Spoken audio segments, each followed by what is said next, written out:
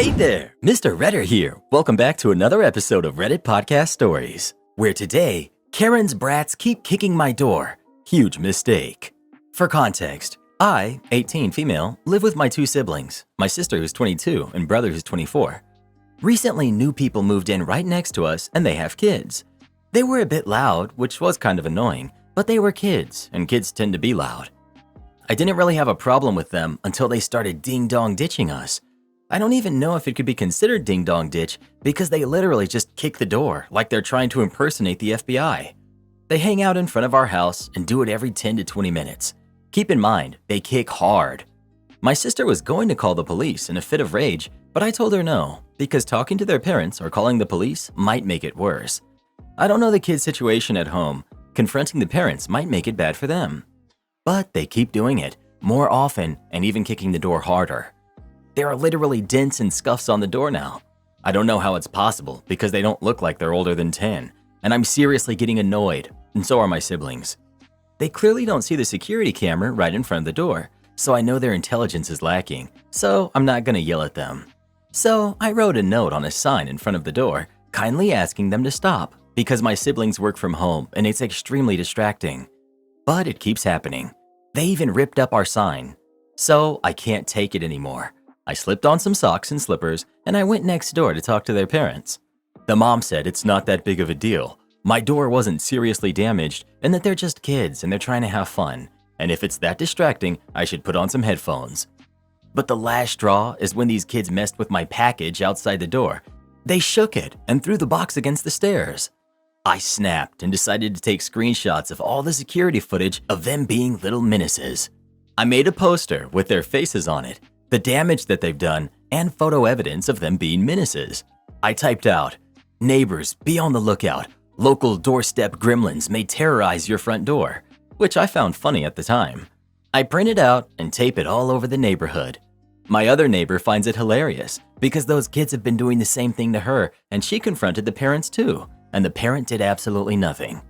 But today, I got a giant knock on my door and it wasn't the little snot-nosed brats, it was the mom. She called me all kinds of names for humiliating her kids. She said that her kids were crying and were now scared to go outside. She yells at me and drops pieces of the ripped up poster on my doormat and walks away. Am I the jerk, or did these brats have it coming? Edit. 1. Why didn't I call the police in the first place? Well, because they couldn't do much more than give the "don't do this, don't do that" talk. The scuffs are dense, and they aren't even that bad. Ugly, but maybe a paint pen and some rice will fix it. Another reason I didn't call the police in the first place is because I didn't know the situation that they're in at home. Calling the cops could have enraged the parents and made things even worse. I don't know if their home life is troubled. But as soon as I saw that their mother acted like this, I saw a reason to humiliate them. I find that kids have a giant fear of being embarrassed and not coming off as cool as they seem to be. 2. What did I say to the mother? I just said that it was extremely distracting and disrespectful. I told her that there were dents and scuffs on the door, and I showed her the video evidence in the phone. I politely asked her to talk to them to tell them that this was affecting us in a negative way, and you already know the answer. 3. Will I call the police if it happens again? Yes and no. 911 is reserved for real emergencies, and I'm sure there's more serious problems than some neighborhood brats. Resources are plenty but thin. I don't want to take them up. If this does happen again, I won't call 911. I'll just file a complaint or call a non-emergency line. Not the jerk. Kids decided to play some stupid games and got some stupid prizes. What did they think was gonna happen? Also, I'm sad their mom's allowing this. If she's like this now, I'd hate to imagine what she'll allow in the future once they're teens. Neighborhood justice was served. Good on you. And I hope they stop hitting your door completely. My wife admits that she cheated on me, but she says it doesn't count since we weren't married yet. I'm 25, male. She's 23, female. The time frame is important here. We've been married for 3 years. We were together as a couple for 2 years before that, so we've been together for about 5 years total. 2 weekends ago, her sister got married, and of course, my wife was in the wedding party. So, as you would expect, she spent the 2 weeks prior to the wedding helping her sister get everything ready. No big deal at all. She kept me informed, and I knew this was going to happen. She took that Wednesday through Friday off work to help her, and in fact stayed with her 3 days. I certainly know her sister, but I barely know the guy who is now my brother-in-law. In fact, I've only met him a few times, but he seems nice enough. I show up Saturday morning and a few hours before the ceremony in hopes of stealing just a few minutes to see her, not wanting to intrude on the day since I know that she's busy, but I hadn't seen her since Tuesday. She sees me outside of her parents' house and sends her brother out to tell me that she will come out and see me at the car, which I thought was odd, but whatever. She finally comes out and sits in the seat next to me and gives me a kiss, but instead of acting happy to see me or whatever, she tells me that she has to talk to me and she doesn't want it to ruin her sister's day. She informs me that at the reception, if I still want to go, I might hear some things about the best man in her, and she didn't want it to be awkward or weird. I just kind of sat there stunned. She said that about 4 years ago she had a fling with him and that it didn't mean anything, but she was aware that by nature I'm somewhat jealous, and she wanted me to know in advance so that if I heard something that I wouldn't be surprised. Again, I kind of just sat there. This was not how I thought my morning would go, but I told her I appreciated knowing it and that it certainly wasn't a big deal now. She went back in the house and I went to eat lunch and decided to meet her at the church. As I'm eating and reading my phone, it dawns on me. She said she had a fling with him 4 years ago and we've been together for 5. My first reaction was to blow it off and think that she just told me the wrong time frame, but the more I thought about it, the more I started to remember after about 1.5 years of us being together, she had a phase where she was really sketchy about her behavior, wasn't available when she normally was, and went on 2 weekend camping trips that were with friends from work. Of course, I'm a little knotted over this, but I know I have a long day ahead of me. I go to the wedding and sit there watching everything. After the wedding, they have a line that you walk by and congratulate the bride and groom, and the wedding party is standing in line as well. My wife is standing with some other guy. I don't know him at all, but the best man was there, and I just went down the line and acted like no big deal. Got to the reception, and it takes forever for them to get there because of photos. She finally gets there and sits with me. I decided not to say anything as I didn't want to distract from the day, but instead of just letting it go, she then tells me that each of the groomsmen and bridesmaids are going to dance, and that she's going to be dancing with him. I ask why when she was not his partner for the party, and she said that the maid of honor and her partner were actually married and wanted to dance with each other. At this point, I'm a little more than perturbed, but I try and not let it show. Thankfully, I was smart enough to not drink because I freely admit I get angry when I drink, so I know when to stay away from it. She talks to everyone around her, and then the dance comes, and he comes over and extends his arm, and she gets up. I try not to watch, and in fact, I make it a point not to. She comes back with him in tow, and they're joking like the best of friends. She decides that it would be a good idea to introduce us, and while I didn't say to buzz off like I wanted to, my greeting to him was probably less than cordial. But it did not deter him from sitting and talking with her for a few minutes. The more they sat and talked and reminisced about old times and places, the madder I got. Eventually, I got up and went to the bathroom, and when I came back, he was gone. She decided to tell me that she thought I was rude, which was not what I was all about hearing at the moment. I told her that this wasn't the time nor place to talk about it, but rest assured we would talk later. She sat there and then said that she was going to change clothes, and as soon as she got back, she was telling her sister that we were leaving because I had ruined her day, but she didn't want me to ruin her sister's day as well. I told her that I was perfectly capable of not being a bother to her or her sister the rest of the day, and that I did not want to be the cause of any drama, so I would prefer to just stay. She went and changed clothes and then came back all in a huff. Now understand, I have not said a word to her. I even shook the other guy's hand. I guess I just looked miserable, so that's what she was basing all of this off of. She was adamant about not staying, and so I said that if she really wanted to go, we could go. But if she would rather stay, I would be happy to stay. Or if she would like, since I came in my own car, I could leave and she could stay. She at first said that we should stay, but then said if I couldn't act any better, I should leave. I asked how I was acting, and she said it was obvious I was trying to be a silverback gorilla wanting to fight. I didn't know whether to laugh or be offended. I went back in and sat down while she mingled with the other guests. I talked with her brother for a while, but then ultimately ended up back at our table talking with her grandma.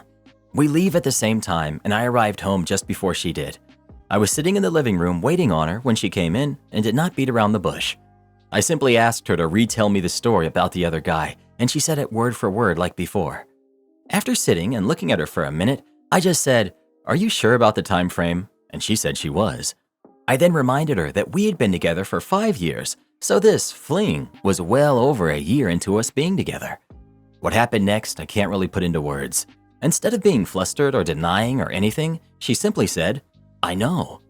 So I asked her to explain, and she tells me that they worked together and that it was just a physical thing, and she felt like we weren't in a great place at the time, and that she never had any feelings for him and never had any real intentions of leaving me. She just was having some fun for a few weekends. She said that it was probably a mistake on her part to tell me now, but she didn't want me to get blindsided. I did not take this the way that she thought I would, I guess. We had a very large argument, and it ended when she told me I was being childish about all of this. That we were married, and this happened way before that, and our life together now has nothing to do with him or that time. Well, two things. One, I adamantly disagree about this has no bearings on us. She cheated on me and doesn't even have the decency to feel guilty about it. Two, I hate being told that I'm being childish when I'm upset over something. It upsets me to no end because that's her way of acting superior to me. I told her I needed time to think, and she told me there was nothing to think about. We loved each other, and this didn't change anything. That was 2 weeks ago, and I'm still not over it. She's been trying the past few days to get me to talk to her, but I admit that for whatever reason, I'm not viewing her the same as I did before this. Part of me is like, this is stupid. It happened a few years ago, and we're married now, and there haven't been any problems at all. But then part of me is like, I just found out she cheated on me, and it really hurts. And what makes it worse is that instead of trying to understand how I feel, she's trying to guilt me into just not even thinking about it. I don't know what to do. Update. First, I want to clarify something from my first post. The maid of honor, not my wife, was married to the groomsman who my wife walked down the aisle with. There were some other people who felt my wife was trying to arrange the dance, but I do know for a fact that this part was legit. To be blunt, I'm in limbo. There have been developments, but all they've done is made it harder for me to decide. Last week I was mostly angry, then as the weekend progressed I became mostly sad. I still love her, and this is ripping me apart. Here's what's happened so far. She finally came to the realization that I was not going to just get over this. This then brought her to the realization that I might want out of the marriage. This then brought a near nervous breakdown from her. Many of you stated that she would try and manipulate me like that, and believe me, I was taking those words to heart when I thought she was having crocodile tears. But it soon became apparent to me that she wasn't acting or faking. She was having a legit panic attack. This led to an ER visit, and that led to an overnight stay in the hospital, and then to new medications and a scheduled follow-up with her doctor for later this week. This brought her family into it, and that in turn led to long conversations all the way around. When we got home, with her family in tow, I asked what she wanted to do since there was a house full of people, and she said she wanted to be with her mom for a while. That was fine with me, as I had no desire to hang around all day with her dad or sister, so I said I was going to finish up something at work and would be home later. 2 hours after I get there, I get a text from her begging me to please come home and that she really needs me to talk with her. So I finish up what I was doing and I head home. I'm greeted on my own front porch by her dad, who asks if he can talk to me for a minute. My anger level was already somewhat high, but I was ready to go to war if she had lied to him about me. I mean, it's not like he and I are best friends or anything, but I've never had a bad moment with him, so I really wasn't going to be happy about being the jerk who broke his baby's heart. We sat on our deck chairs, and he floored me with what he said. I was expecting to hear anything but what he said.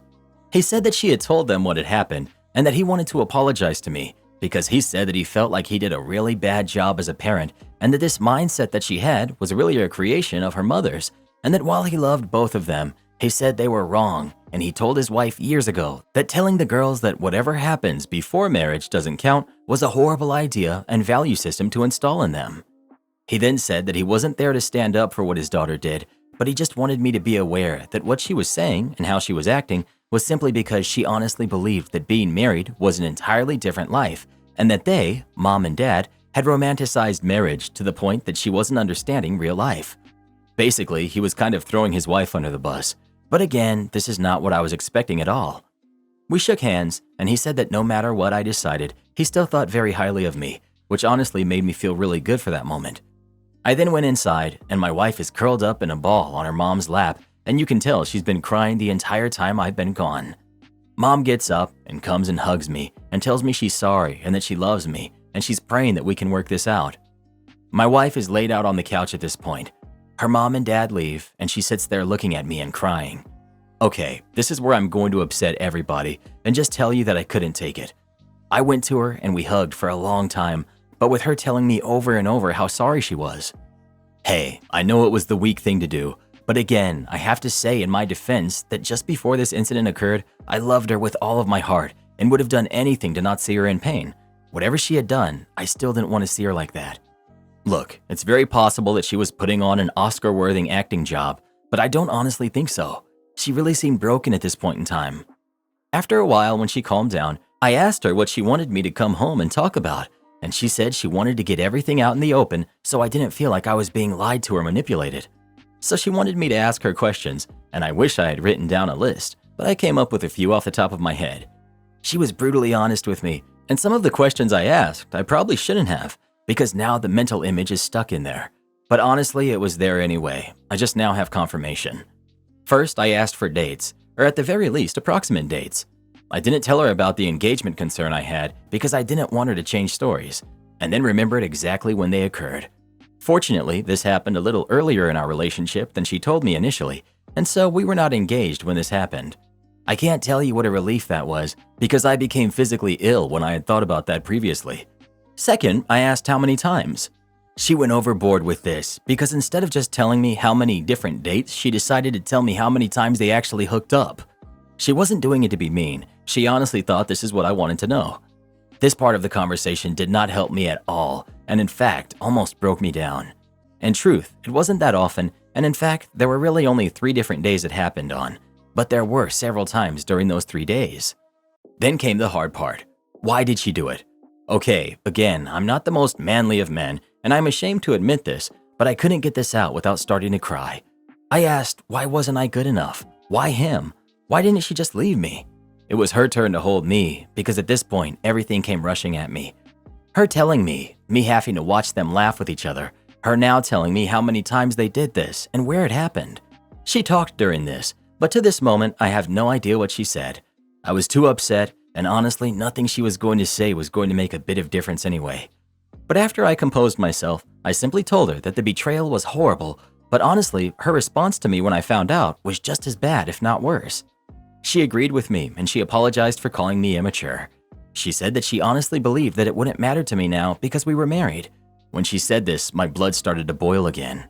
I started to say something about it, but she jumped in and said that after talking with her parents, she now sees that this was very wrong of her and that cheating is still cheating. But she still feels that our happiness we've shared since being married should count for something. I then replied that I kind of felt like that happiness was built on a lie. This led to another breakdown on her part and almost another ER visit. But with meds and having her breathe into a paper bag, we got her to calm down. I let her sleep for the rest of the night, feeling like emotionally we were both tired, but come Sunday we were talking again. By this time, I wasn't as sympathetic as I had been when I got home from the ER. I told her that I thought her introducing him to me was crappy. Me having to watch her dance with him was extra crappy, and the fact that she only told me because she was going to get caught was an elite level of crappy. Which then I demanded to know, why did she think I would find out, and how many of these people at the wedding knew besides me? Well, obviously the guy knew, but then his best friend in the world also knew. Did I mention that jerk is now my brother-in-law? Which then led to her sister finding out, and she was afraid her sister was going to be the one to tell me. I asked how often she sees this guy, and she said that the wedding is the first time she's seen him in 3 years. Then I lost it, and asked her if they hooked up during any of the lead-up to the wedding. She got all upset about it, acting like of course that wouldn't happen because she's married now, and I just lost it and had to leave for a while because once again, I felt like she was living on married planet, and the world there is a different place than for the rest of us. I finally cooled off enough to come home and try to be civil about things. She finally asked me what she could do to help me get past all of this, which may not sound like much, but it was the first time she offered to help me, really, so it was at least a nice gesture. I told her I wasn't sure what she could do, or if there was anything either of us could do, and that I may never get over this.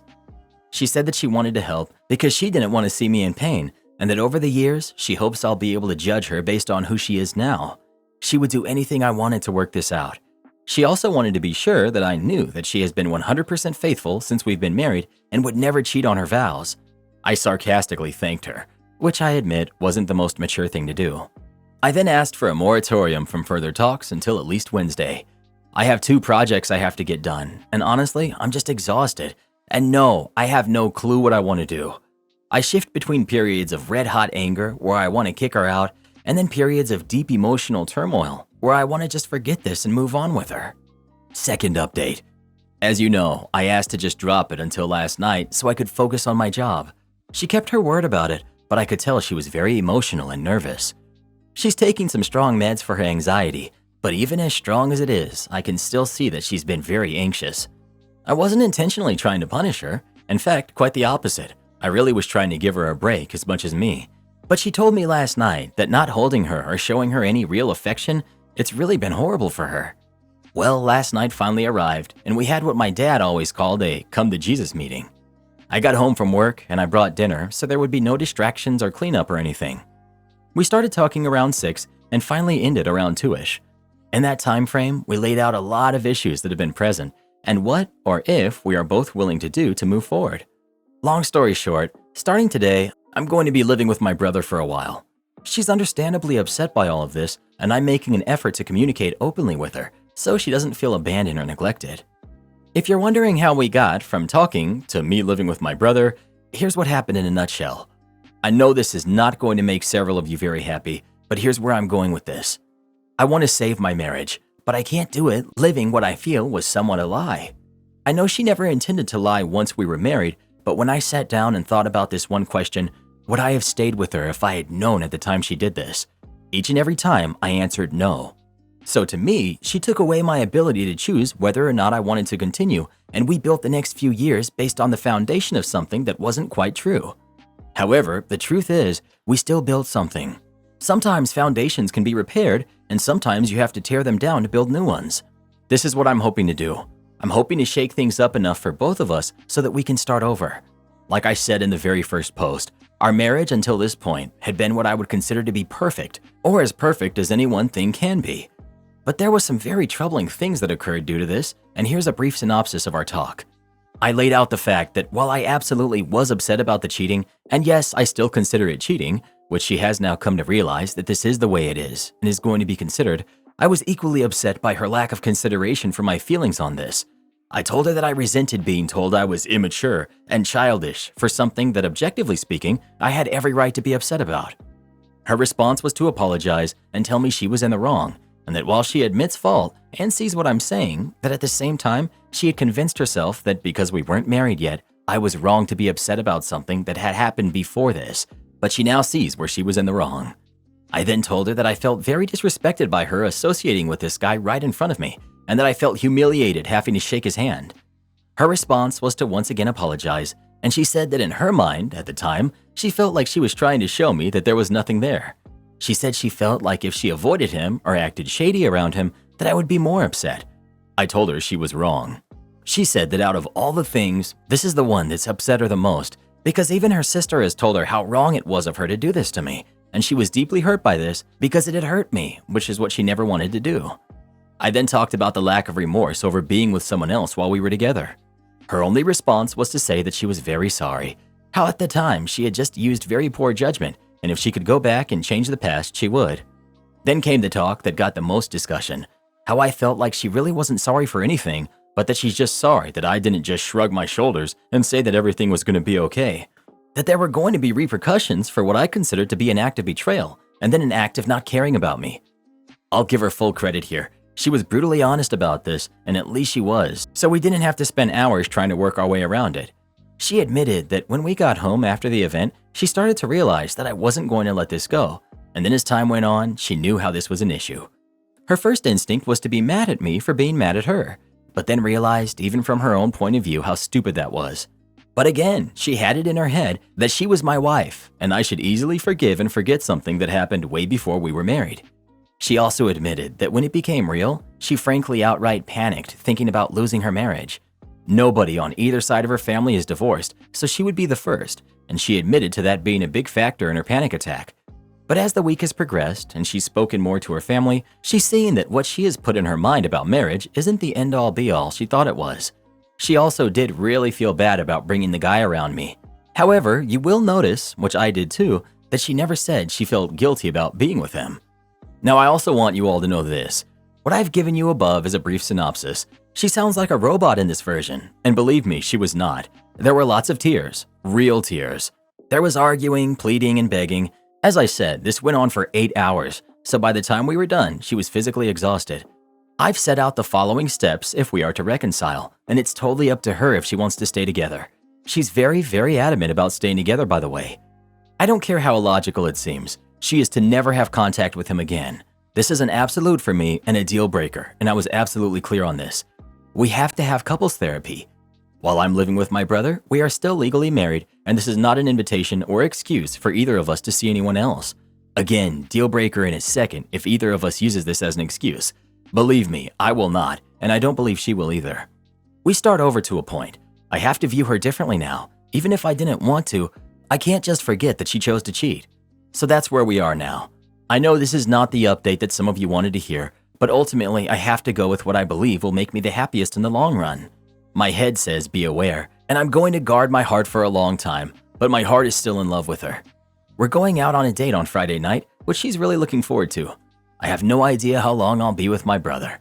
Heck, I may not even make it past Friday, but if nothing else, I feel like I have some control here, which I felt prior to this talk that I had almost none. In the end, I held her for a long time and we went to sleep. I do not want a broken woman. Right now, that's what she is. I want her to be my partner for life, but I do want her to know that to be a partner, she has to equally care about my feelings as I do hers. P.S. I had to do some real hard thinking about my new brother-in-law.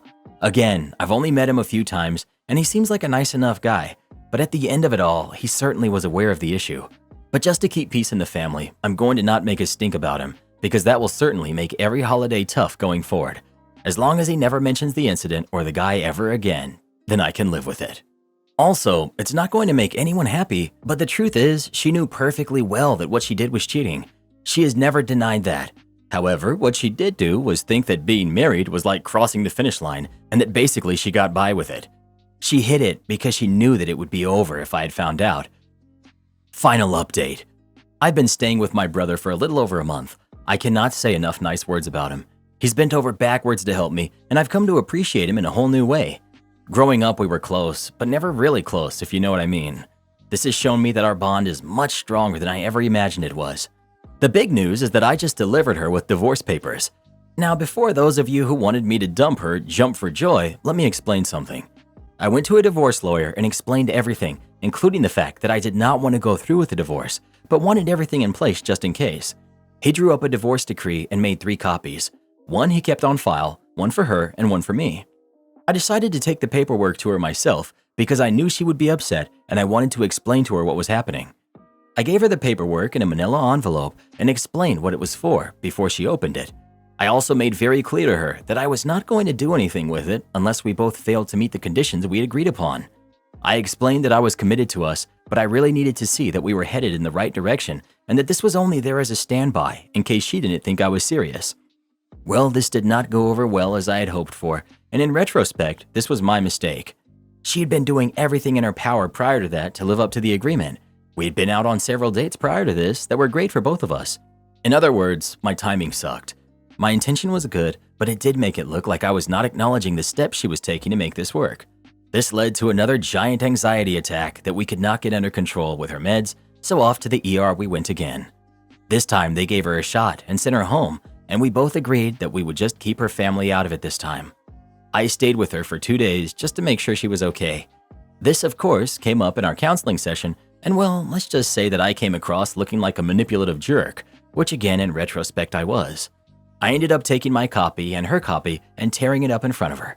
She doesn't know that there's a 3rd copy, but I plan on having him discard that as well. So now I pretty much feel like a monster because the look on her face when she got the divorce papers was something I never want to see again. She was so happy to see me that day, and then I gave her that, and then instant combination of sadness and terror. Other than that bump in the road, things have actually been going very well. Well enough, in fact, that I'm moving back home this weekend. My brother has been great, but I'm cramping his style, no matter what he says. It's been fun playing Xbox every night, though, I won't deny that. But mostly I'm going home because she has done everything I asked her to do, and I've put her through a lot. I think she's paid a steep enough price, and I know she knows how serious this was. Also, in case I didn't mention this before, I do love her. She made a very stupid, selfish mistake, but it was years ago, and she had been almost the perfect wife up until that discovery. So I'm sorry to disappoint many of you, and I'm sure I will once again get many messages calling me names and calling me an embarrassment. But I don't live your lives, and you don't live mine. So this should be it. There, hopefully nothing else to update going forward. We're not cured or healed by any means of the imagination, but we're on our way, and it's just going to take time, patience, and understanding. Karen stole my Walmart order today. So, since we don't like shopping, we've been enjoying the online ordering option at Walmart. What's not to like? You pick what you want, pay for it, they pick it and bag it, and you just roll in and pick it up. Today, however, this didn't go as smoothly as it has in the previous few years of using the service. As I said, I put in the order and selected a pickup time. Wife and I roll in and park in space number 4, then I inform them that I'm in a blue vehicle in space number 4 with the app. Other cars were already there. Other cars roll in after we get there, and the wife and I are just chatting along with the news of the day and what the grandkids have gotten up to lately. Finally, someone knocks on our window and asks what the name is on the order. I say it's our last name. The associate frowns and says, "I'll be right back." Thinking that this wasn't all that unusual, wife and I go back to chatting. About a minute later, a manager comes out to us and asks us if we are sure of the order name. I pull out my phone and show them the app. However, the app is showing us that the order was already picked up. Turns out that the silver SUV in space number 3 was approached by the Walmart staff, asked if they were, my last name, picking up their order, and the woman just waved towards the back and said, "Load it up, please." Walmart staff apologized and said they're going to repick the order as a priority and they'd be out as soon as possible. 30 minutes later, a certain silver SUV pulls back into the spot and the woman slips into Karen mode and starts demanding a manager. Manager comes out and they chat for a bit. Being the nosy people we are, we listened in. She's upset that they totally messed up her order. Manager says that she was asked if her name was my last name and she just waved for them to load the stuff. They assumed that they were us, an honest mistake on the part of the Walmart staff given the information they were given. Karen is now demanding that they give her her correct order. There are, however, two problems with this. First of all, since they didn't pick up as themselves, the order was returned to stock. And two, Karen didn't bring the incorrect stuff back. Arguments go back and forth for a bit, and while this is going on, they bring out our hastily repicked groceries and a $50 gift card by way of apology. Thus restocked, we decided to drive away, and we never found out what the final Karen versus management outcome was. Plot twist. What if they had the same last name? I've always said that your order number should have a license plate too. That way they can verify it's the right car they're putting the stuff into. How I got a car dealership to give my friend a newer car. Circa 2020 January, my friend makes a stupid decision and buys a brand new car that he can't afford. His insurance is like $400 a month. He makes like $10.25 an hour working as a shift supervisor at McDonald's. His car payment is like $795 a month. Now at $10.25 an hour, 30 hours a week, that's a weekly income of about $300 a week, or about $1,230 a month. So yeah. So my friend came to me for help because I used to sell cars and I know the industry pretty well. I go over his paperwork. The dealer did rip him off, but my friend is trying to find a way to get out of this mess. And ripping someone off isn't illegal. They did of course overcharge him for warranty. They gave him a higher APR. They had add-ons, etc. But none of that is illegal, and I know the only way I can get my friend out of this deal is if they did something illegal. So I look at his finance application that my friend signed. It correctly listed his income, which turned on a light bulb in my head. No bank is going to approve someone for a $795 car payment if they're only making $1,200 a month. It does not make mathematical sense to do that. So I start searching through his paperwork for the finance app the dealer submitted to the bank. Oftentimes, when you submit a finance application at a dealership, the dealership will take the hand-filled out application and reproduce it electronically. This is pretty normal. However, on the application the dealer submitted to the bank, the dealer said my friend was a GM of the McDonald's and made $70,000 a year. My friend had good credit, so it doesn't appear like the bank asked for proof of income. So I go to the dealership with my friend and tell the sales manager he's going to want to put me in touch with the GM because we're going to be unwinding my friend's deal and giving his trade-in back. The sales manager thought I was joking. The GM also thought I was joking. Then I demonstrated how his dealership finance department committed bank fraud. I showed the GM the finance app my friend filled out. I then showed the GM the finance app his dealership submitted to the bank and pointed at the income difference. My friend really made $14,000 a year. The dealership claimed my friend made $70,000 a year. That's bank fraud. That's a felony. Let's keep this simple, shall we? The GM sees his dealership as in a load of crap. The proof I'm presenting to him is rock solid. He knows it, I know it. We're all on the same page. He goes, "Okay, so what can I do to make this right?" I go, "Unwind the deal and give my friend his trade-in back." Unwinding the deal is basically the GM agreeing to cancel the deal and basically erasing the deal and pretending it never happened. GM tries to avoid that, but I remain firm and remind him we can easily take this documentation and cause some serious issues for him. He knows I'm right. My friend also needs a car to get to work the next day. The GM says he'll check into it when he comes back and tells me unfortunately they sold his trade-in already. I said, "That's fine. Unwind the deal and let's put my friend into something as good or slightly better than what he traded in for." So the GM goes, "So he'll buy a car similar to his trade-in?" I said, "No, you'll give him a car similar to his trade-in." The GM goes, "It doesn't work that way." I go, "It does when you commit bank fraud." GM is upset with me and I remind him, I'm being really nice and the situation can totally get really ugly. Like felony level charges ugly. Like losing your franchise ugly. So yeah, this is going to hurt, but it's going to hurt less my way. So the GM says all right, and he looks in his inventory and he tells me they have a 2007 Focus with 10,000 more miles. I tell him, no, the car you give my friend needs to be the same or better than what he traded in. The GM counters, "I'm giving him a free car." And I go, "No, you took his trade-in. You sold it. You made money on that sale. You also committed a felony in the process of selling him his new car. You are now correcting that mistake. This isn't a free car for my friend. This is you are correcting your mistake." GM insists that's what he's willing to do. I tell him if he can't do better, then we will go to a consumer protection attorney and have a conversation with them. My friend didn't want to go this route, but it was our plan B. We go to get up and the GM says, "Wait, give me a second." The GM goes, "I have an '08 Civic. It has 5,000 more miles, but it's a Civic and not a Focus. I unwind the deal on the new car and put your friend in the Civic at no extra cost." We agree. GM has the paper drawn up. The old loan on the new car is canceled. They take in the new car again. But because it's already titled, they'll have to sell it as used. That sucks for them. And they gave my friend a better car than the one he traded in.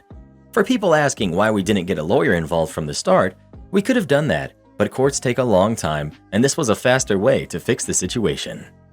Never buy a new car. If you really want something newish, get something that's a few years old with low mileage that you'll pay half the cost for. Am I the jerk for going to my best friend's wedding instead of my wife's birthday party? My wife is turning 30 and has planned a big birthday party with her friends and family. Unfortunately, my best friend has also got his wedding on the same day. I've picked my best friend's wedding as we're really close and I don't get along well with my wife's family. My wife is now furious with me and demanding that I do not go to the wedding, but I can't go back on the commitment I made to my best friend. So, am I the jerk for going to the wedding anyway? Extra info. The birthday has been planned for a few months now. Invites have been sent and the venue has been booked. I got the wedding invite this week. I guess if you want to be divorced, it's fine to go to the wedding. Especially when wife's birthday party was fixed weeks ago. OP got the invite to the friend's wedding only this week. You're the jerk. You're the jerk, simply because you accepted an invite that you received a week ago while she's been planning this for months. Usually I'd say the wedding is more important, but you already have a commitment for that day and decided it wouldn't be as fun for you, and that's messed up. The only compromise I can think of is attend the wedding and skip the reception for the party. How important of a friend can you be if you get the invitation only a few days in advance? And if that guy really would be your best friend, he'd know your wife's birthday is that same time, so you might have other plans, especially as it's a zeroing birthday. You're the jerk. You're the jerk. I can't go back on the commitment I made to my best friend. You've known about your wife's party for months. You were going. Why is it okay to renege on that commitment? And if you're really that close to your friend, why are you only just finding out the date of the wedding now? You're the jerk. Your partner's longer-term planning wins out, sorry to say. She can't have known your best friend was going to throw his wedding that same day, and you have to know this is a make-or-break kind of thing. Your wife is unlikely to forgive this easily. Not the jerk. Wow, as a married woman of 8 years, I can assure you that if my hubby's best friend had a wedding on the day of my birthday party, I would encourage my husband to go to it. You get a birthday party once a year. The wedding should definitely take priority over her birthday party. I can't even say that I'm surprised everyone here is calling you the jerk. If the roles were flipped, they would all be calling husband a man-child for making such a big deal over his birthday party. They'd be calling him controlling for not letting you go to this wedding and telling you to divorce him.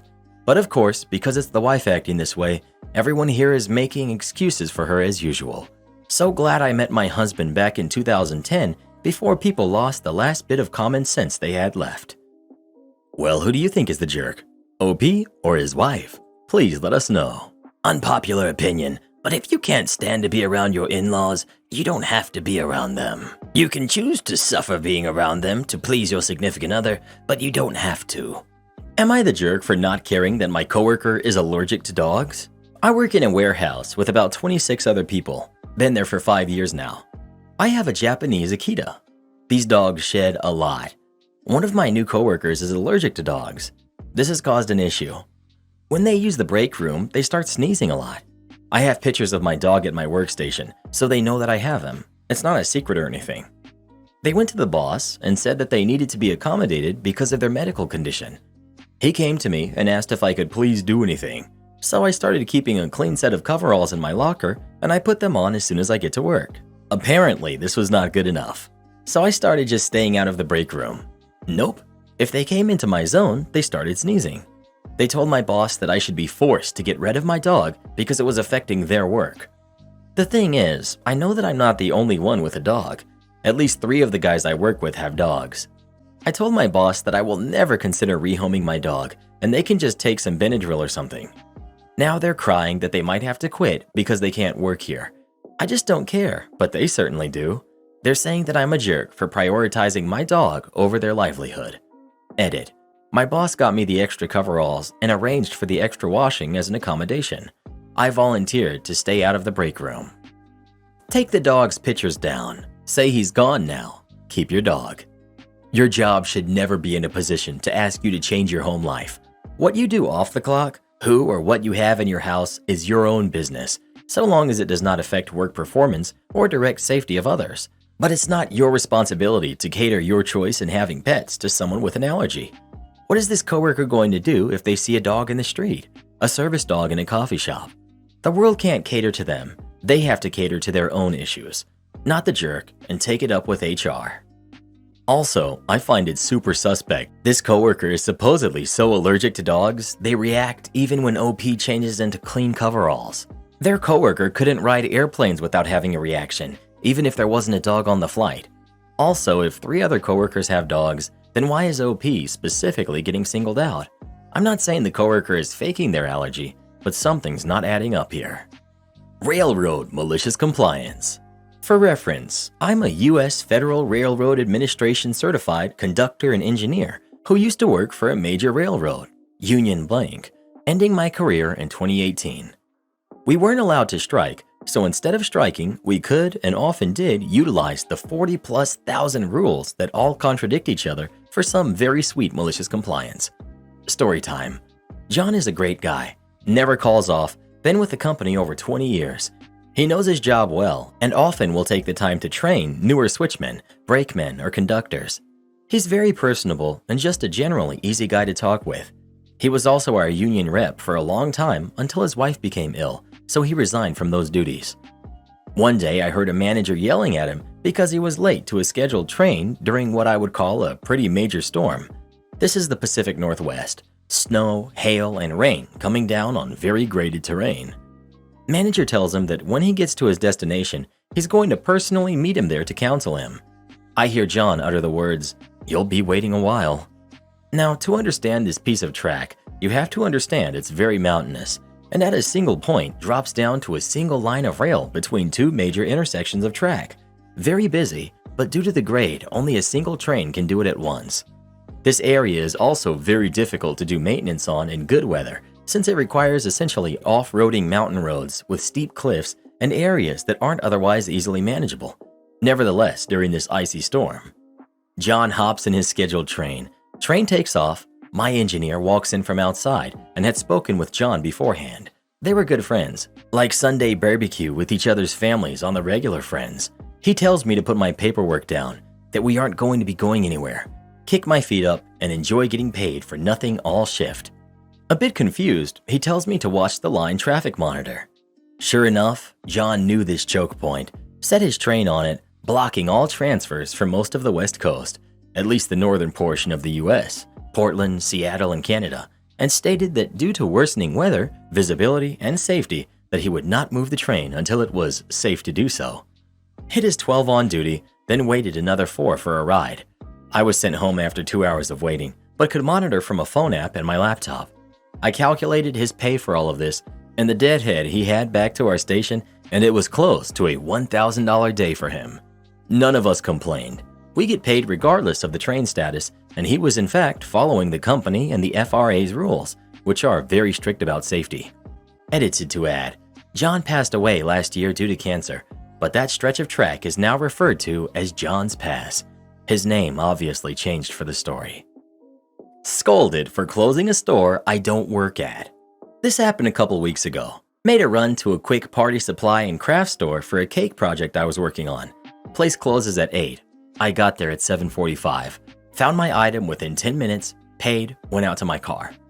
I'm sitting in my parking space still at 7:57, just reading the packaging of my purchase to double check something, when this other car pulls up beside me. I see this woman in her late 50s get out, and I can see her walk to the store entrance from my rearview mirror. The automatic doors don't open for her. I go back to reading my packaging and look up when I hear a woman's voice near my closed window. Something closed. Politely, I cracked my window down like a centimeter to actually hear her. She was ranting that they were closed, and I was like, oh yeah, they close at 8 now, I guess. She cut me off. It's not 8 yet. You're not supposed to be closed yet. It's 7:58. Me. I don't work there. She cut me off again. I don't care if it's 2 minutes or 2 seconds to 8. It is illegal to close early. She's kind of close to my car, so I don't want to just pull out and tap her with my car mirror and have her sue me or something, which is why I didn't leave yet. I firmly, a bit louder, repeat, I do not work there. Karen, with big, obnoxious, exaggerated arm gestures to the empty parking lot, using this loud, antagonistic sound. I don't see any other cars here. Insinuating I must be lying about being an employee. Pretty sure employee parking at that place is behind the building. She moved over a bit when she did that grand arm gesture, giving me room to comfortably pull away, so I started the car. As I rolled up the window, I said, I'm a customer, you banana. And I held up my receipt to the glass, then shifted in reverse. She was still yelling something when I left. And to be clear, there couldn't be any real reason for this lady to assume I worked there. It's mainly run by teenagers, and I'm in my late 30s, and I wasn't wearing any work-like attire or name tags. I was in loungy clothes. Employees wear bright, solid-colored shirts and not sweatpants. Am I the jerk for starting an argument because my boyfriend boarded a plane before me? My boyfriend, 26 male, and I, 24 female, traveled by plane to go to my parents' house for Thanksgiving. We checked in together and had different boarding groups. He was Group 1, since he's active duty military. I was Group 3, for being a platinum card holder on the airline. This is significant since both groups are considered priority boarding. We're both under the impression that boarding groups do not necessarily matter. We are seasoned travelers, very efficient when boarding planes, and the only thing that does matter is that we are on the plane before the main groups, which are the people who do not travel often and are generally slower when boarding planes. When the plane started boarding, they obviously called Group 1 first, the group for active duty military and unaccompanied minors, and my boyfriend gets up and boards without me. I was annoyed since Groups 1 and 2 are both super small, and Group 3, my group, usually gets called super fast, if not combined with Group 2. After my group gets called, literally less than 5 minutes later, and I get on the plane, I told him he could have waited for my group to get called, and we could have boarded together. He told me that it wasn't a big deal. I said it was, since we were traveling together. He had never done that before. Why would he do it randomly now? And he didn't have a reason besides, it's for me. Why wouldn't I use that group? Even though my group is still considered priority boarding. We got into a mild argument about it on the plane, nothing huge since we were, well, on a plane. He thinks I'm being a jerk for starting an argument and being upset about him boarding before me, but I think it's justified since he had never done it before and he didn't say anything prior. This isn't a new thing where he just joined the military. He's been active duty for 8 years. We've traveled together multiple times. I think I've seen him use his military ID for a discount one time in the entire time I've known him. Edit 2. I accept that I was being a huge jerk and that I should have picked my battles and not started an argument over something so petty and small. I will be giving him a big apology this morning. Anyway, am I the jerk for being annoyed at him and starting an argument for boarding before me? You're the jerk. You really got upset about boyfriend boarding a few minutes before you? You say you're a seasoned traveler, so why are you so hot and bothered that he left your side for a few minutes? What's he gonna do? Go steal a Coke from the gallery before you get on the plane? Put on bunny slippers that you don't approve of? You seem to be trying to create a problem where there isn't one. Why would you do that? This post will probably make me unpopular, but really, as an adult, why are you starting a fight where there is none? Wow, talk about first world problems. Am I the jerk for canceling my plane ticket back home for Thanksgiving? I, 19 male, left the state for college back in August. 2 days before I had left, I had a friend over to eat with us. My parents decided right then was a great time to discuss bringing a foreign exchange student into our home. This was a girl who was 18, who currently was living in another family's home around 15 minutes from my old high school. She didn't have a car and thus felt bad that she was asking her host family for rides to school events, friends' houses, etc.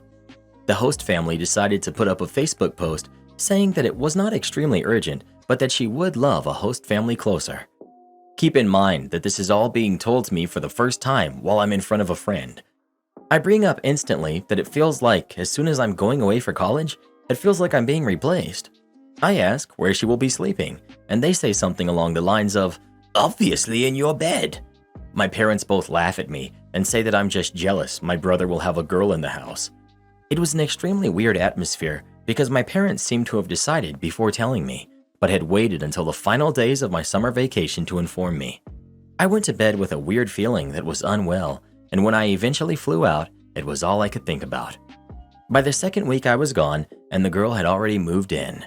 My parents normally call me on the weekend to catch up, as I am a state away, and it's not something I normally think much of, but the call didn't come that weekend. I didn't actually hear from them other than through texts for another 2 weeks. Now we are on week 4 of classes, and my mother tells me it's time to buy a Thanksgiving ticket home. Before I've said anything, she tells me, "Remember, you have to sleep on the couch." I hung up the call. I would have given my bed to this chick, even though I haven't met her. I wouldn't kick her into the common space, especially because my bed is where she has been sleeping for a month now. Even so, it was the way that my mom said it, like I didn't know that, which got me upset.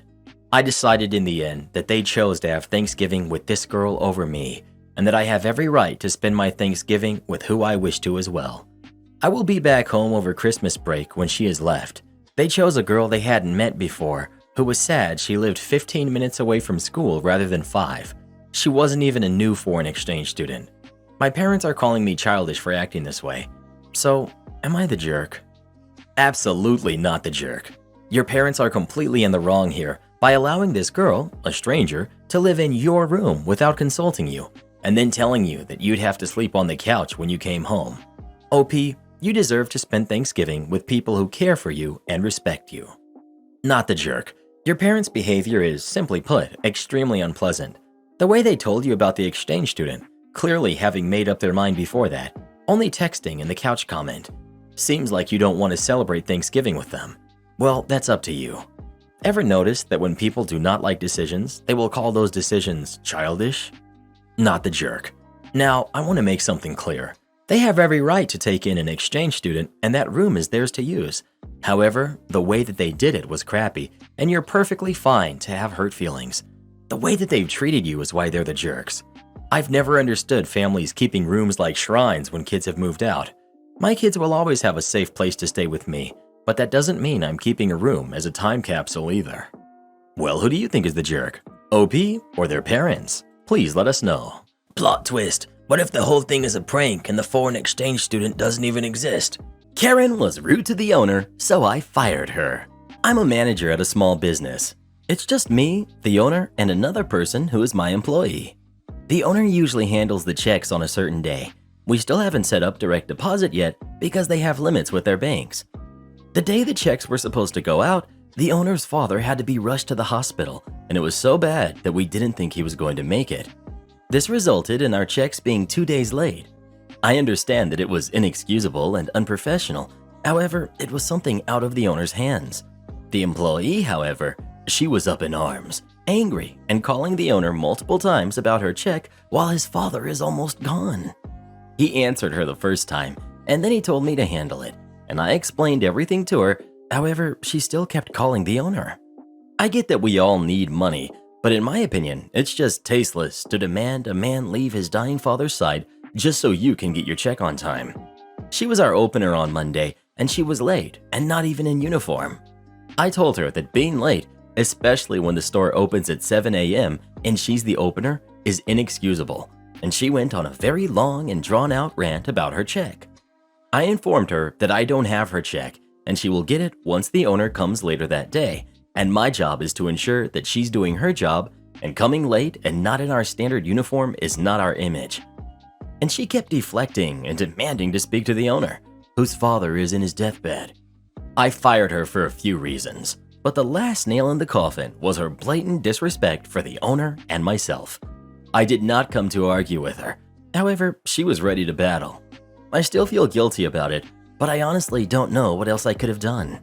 We did get her check as soon as the owner got there, but I didn't think she was a good fit for a few reasons and let her know that we won't be needing her anymore. So Reddit, did I do something wrong? Edit. I know that we have a very wonky payroll system, and we're working on getting that fixed. It wasn't our intention to withhold her pay. We don't regret firing her because even before this incident, she was already on thin ice due to her tardiness, among other things. We are a small business, and we try to do the best we can for each other and our employees. However, she has made demands and taken advantage of our willingness to be adaptable. I understand that a lot of you question why I didn't just pay her from the till. We are a cashless business, so we don't have money. Second question, why didn't I just pay her myself and wait for the company to reimburse me? I admit that thought crossed my mind, but I didn't know if it was possible to do that from a legal standpoint, or if I would be overstepping. Lastly, the most asked question is, how am I still defending the owner and myself? The answer is that I'm not. I know we should have paid her on time, and she has a right to be angry. But you can be angry and polite and professional at the same time, and the way she handled the situation, I just didn't think this was someone I would want to work with. It just wouldn't fit the environment we try to bring into the team. You're the jerk. An employer has an obligation, legal and moral, to pay their employees on time. Do you think her landlord cares why her rent is late? If the car loan people care why her payment is late? No. Her saying her boss's father is ill will carry zero weight when it comes to her financial obligations. You say the final nail was her blatant disrespect? You try to say not a good fit, but we both know that's just trying to make it seem more reasonable, don't we? How about your total disrespect of the employment contract? She works, you pay her. Why should she turn up on time, etc. if you aren't even paying her? You don't know what else you could have done? You could have just paid her on time as you were obliged to do. If the owner isn't able to make the checks, then you need a backup method. Pay her in cash or the like. His failure to properly set up his accounting systems doesn't absolve him of his legal obligations. Am I the jerk for making my friend's boyfriend cry after he insulted my career? First things first, I, 25 female, am a doctor, right now doing my residency in pediatrics. This is not the USA, English is not my first language, and I'm using a TA for privacy reasons. One of my best friends, almost a brother, Kevin, who's 26, started dating Olaf, who's 28, 3 years ago. In general, Olaf is a good guy, or at least that's what I have been told, because he has a peculiar character trait. He hates doctors with all of his soul. Kevin told me this hate started more or less than 9 years ago when Olaf lost his mother in a simple surgery due to a medical error. I honestly don't know more details, but since then, Olaf hates hospitals, doctors, etc. Luckily, he is healthy and hasn't needed any medical attention in recent years. The small health problems he has, he solves with homeopathic medicine and traditional cures. Because of this, Olaf is pretty cold towards me, and while I avoid talking about medical topics around him, if they come out, it always ends in him making mean comments. One of the most common being, "Western doctors are just licensed criminals." I want to believe I'm a very patient person, but yeah, imagine how fun this lockdown was with him around. And now to the event in question. On Sunday, my friend group, including Olaf, was hanging in a cafe talking about life when one of the girls, Sheila, got a text message. The next conversation ensued, more or less. Sheila: "Bad doctress, my aunt is a little confused with her formula. Here, can you tell me what these pills are?" Me: "Sure, this is for Olaf." Puff, are you really asking her? Sheila: Yeah, she is a doctor." Olaf: You say that like it's something good. Me: "Sorry?" Kevin: "Babe, you should not." Olaf: Why not? They are useless. People will be healthier without them and their poisons. Look at me. I'm perfectly fine and haven't seen one in a decade. It's not my fault she chose to waste her life by becoming a doctor. I blew up. I will not even try to transcript all the things I said because most were insults, but I do remember the last part, which was, word by word, "I'm sorry your mom passed, but that's not my fault, nor the fault of all the doctors in the world. And I am sure that if she had been in the care of the same type of imbecile that you are, she would not be more alive today." I was red, angry, and it was obvious most of the patrons at the place heard me. Olaf was dumbfounded, tears in his eyes. He suddenly got up and ran away, Kevin following behind. A waiter kindly asked the rest of us to pay and leave. I haven't heard from Kevin since. He's leaving all my messages on scene. My friends say they understand that I was mad, but I know his reason and that I went too far by striking that chord. Honestly, I don't feel remorseful, but there is still anger in me, so not the most impartial judge. What do you guys think? Not the jerk. Olaf has formed an opinion that all doctors are licensed criminals because of an unfortunate and fatal mistake that was made. He instigates arguments because you're a doctor, and he's extremely disrespectful. People have a limit, he keeps testing yours. You're human, and you finally snapped back. If he doesn't like it, too bad. Karen calls me undateable, so I made her cry. This is a weird title, but here's what actually happened.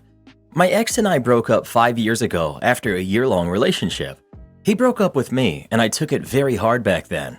I can't say I did anything crazy, aside from a few weeks after the breakup, getting really drunk on a night out and sending him some embarrassing texts. It was the worst heartbreak I've ever had, and it didn't help that he kept messaging me to be friends, even though I tried to set boundaries and say that I need space to heal. Anyways, that's all in the past. I can confidently say that I have indeed healed from that, and I'm over him. He recently got married to a girl he started dating like 2 months after we broke up. Honestly, I'm happy for him. Good for them. Me, on the other hand, I've dated since then, but haven't been able to find anyone worth marrying. I haven't even had another serious relationship since then. He's still in the periphery of my social circle because we still have a lot of mutual friends from uni, and sometimes I see both of them in social settings. While he and I have buried the hatchet and usually just chat when we happen to be in the same room for a bit, although we never text or meet up outside of these contexts, his wife and I have always treated each other with polite disinterest. I know she really doesn't like me. An important note about her is that she's been unemployed for a long time. I don't know if it's because she wants to be a stay-at-home wife, completely valid if that's her thing, or because she's been unable to find work, but she hasn't worked in many years despite having a master's degree. I've been really able to advance my career in the past 5 years, and I'm quite far ahead in my field for someone my age, and I'm very proud of myself because I worked extremely hard. Anyways, here's the issue. The other day, a bunch of people went out for drinks, including myself. They were both there. We were all sitting at the same table in a bar. Someone I haven't seen in a while asked me if I'm dating anyone. I replied, "No, not right now." My ex's wife quickly made a snark comment, "Oh, it's okay. Some people just stay single," in front of everyone, like 10 of our friends. Without missing a beat, I blurted out, "Yeah, just like some people are meant to stay unemployed." She got really upset, cried, and left. Her husband messaged me that I should apologize to her for embarrassing her. I said I will if she apologizes first. He said she refuses because what I said was worse, apparently. Am I the jerk? Not the jerk. People need to learn not to start crap unless they can handle someone else finishing it for them. I have zero sympathy for jerks that are inexplicably rude and then have the audacity to act offended when the object of their rudeness fails to passively accept it. Not the jerk. What she did and said was uncalled for. What you replied with was gold. She seems jealous of your achievements and the fact that her husband still keeps in contact with you. It seems like a lot of insecurity on her end. Even though you are on good terms with your ex now, do you think it's possible to cut ties with him? It just seems like his wife gets a kick out of trying to berate you. He will always have to take her side since she is his life partner now. I just feel like it's going to cause a weird drift in your social circle if she keeps getting included, and she will, because she is his wife. Not the jerk. Don't insult or comment on something unless you're prepared for something to be said back to you. She clearly wanted to dish it out but could not take it, and that's how most of the world works. What's the worst that's going to happen? They aren't going to talk to you when you're in the same social circle? My guess is that you could care less if they do or don't. You're the jerk. I don't know about her tone, but just saying some people stay single isn't an insult unless you're the type that thinks single people are worth less than people in relationships. You overreacted to a touchy subject because you're truly not over the breakup. You may be over your ex, but you transferred your resentment to his new partner. She was giving the right message, but she was the wrong messenger. I see why things didn't work out with your ex and why he would rather be with someone who's unemployed because you sound petty and entitled. You can convince yourself that you're better than her because you have a career, but at the end of the day, she's the one he's coming home to. Fix your attitude and maybe you'll find someone worth marrying, like you say. Well, who do you think is the jerk? OP or her ex's wife? Please let us know. Another good comeback would have been, some of us are meant to settle for leftovers.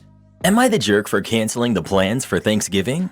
I, 32 female, have been with my wife Ava, 34 female, for 8 years now, but we've been married for 5. She was a single mom of 3 kids when we started dating. She had 2 daughters, who are now 10 and 12, and a son who's now 16. I've watched these kids grow up. I've read them bedtime stories, done bath time, the first days of school, PTA meetings, all of it. I very much consider them to be my kids, and they've been calling me mom for almost 6 years now. My brother, Ivan, who's 28, male, just had a baby girl with his fiancée, Sarah, who's 27. I love my niece, and my kids adore their cousin. My kids have been the only grandkids on my side of the family since Ava and I got together, and there's never been a moment where the kids and my wife were treated like they didn't belong. My brother is their uncle.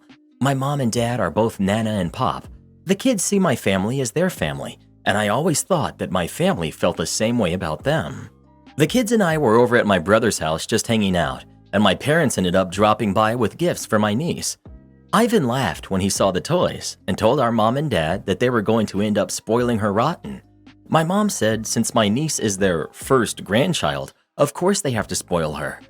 My kids were sitting in the living room with all of us, and my youngest daughter looked hurt when she realized what my mom said. My son and my 12-year-old didn't fully react to it, but I could tell it bothered the both of them too. Sarah spoke up and said, "Oh, you mean first grandbaby, not first grandchild." My dad shook his head and replied that my niece was their first grandchild. I didn't want my kids to keep sitting there and listening to that, so I handed my son my keys and told him to wait in the car with his sisters.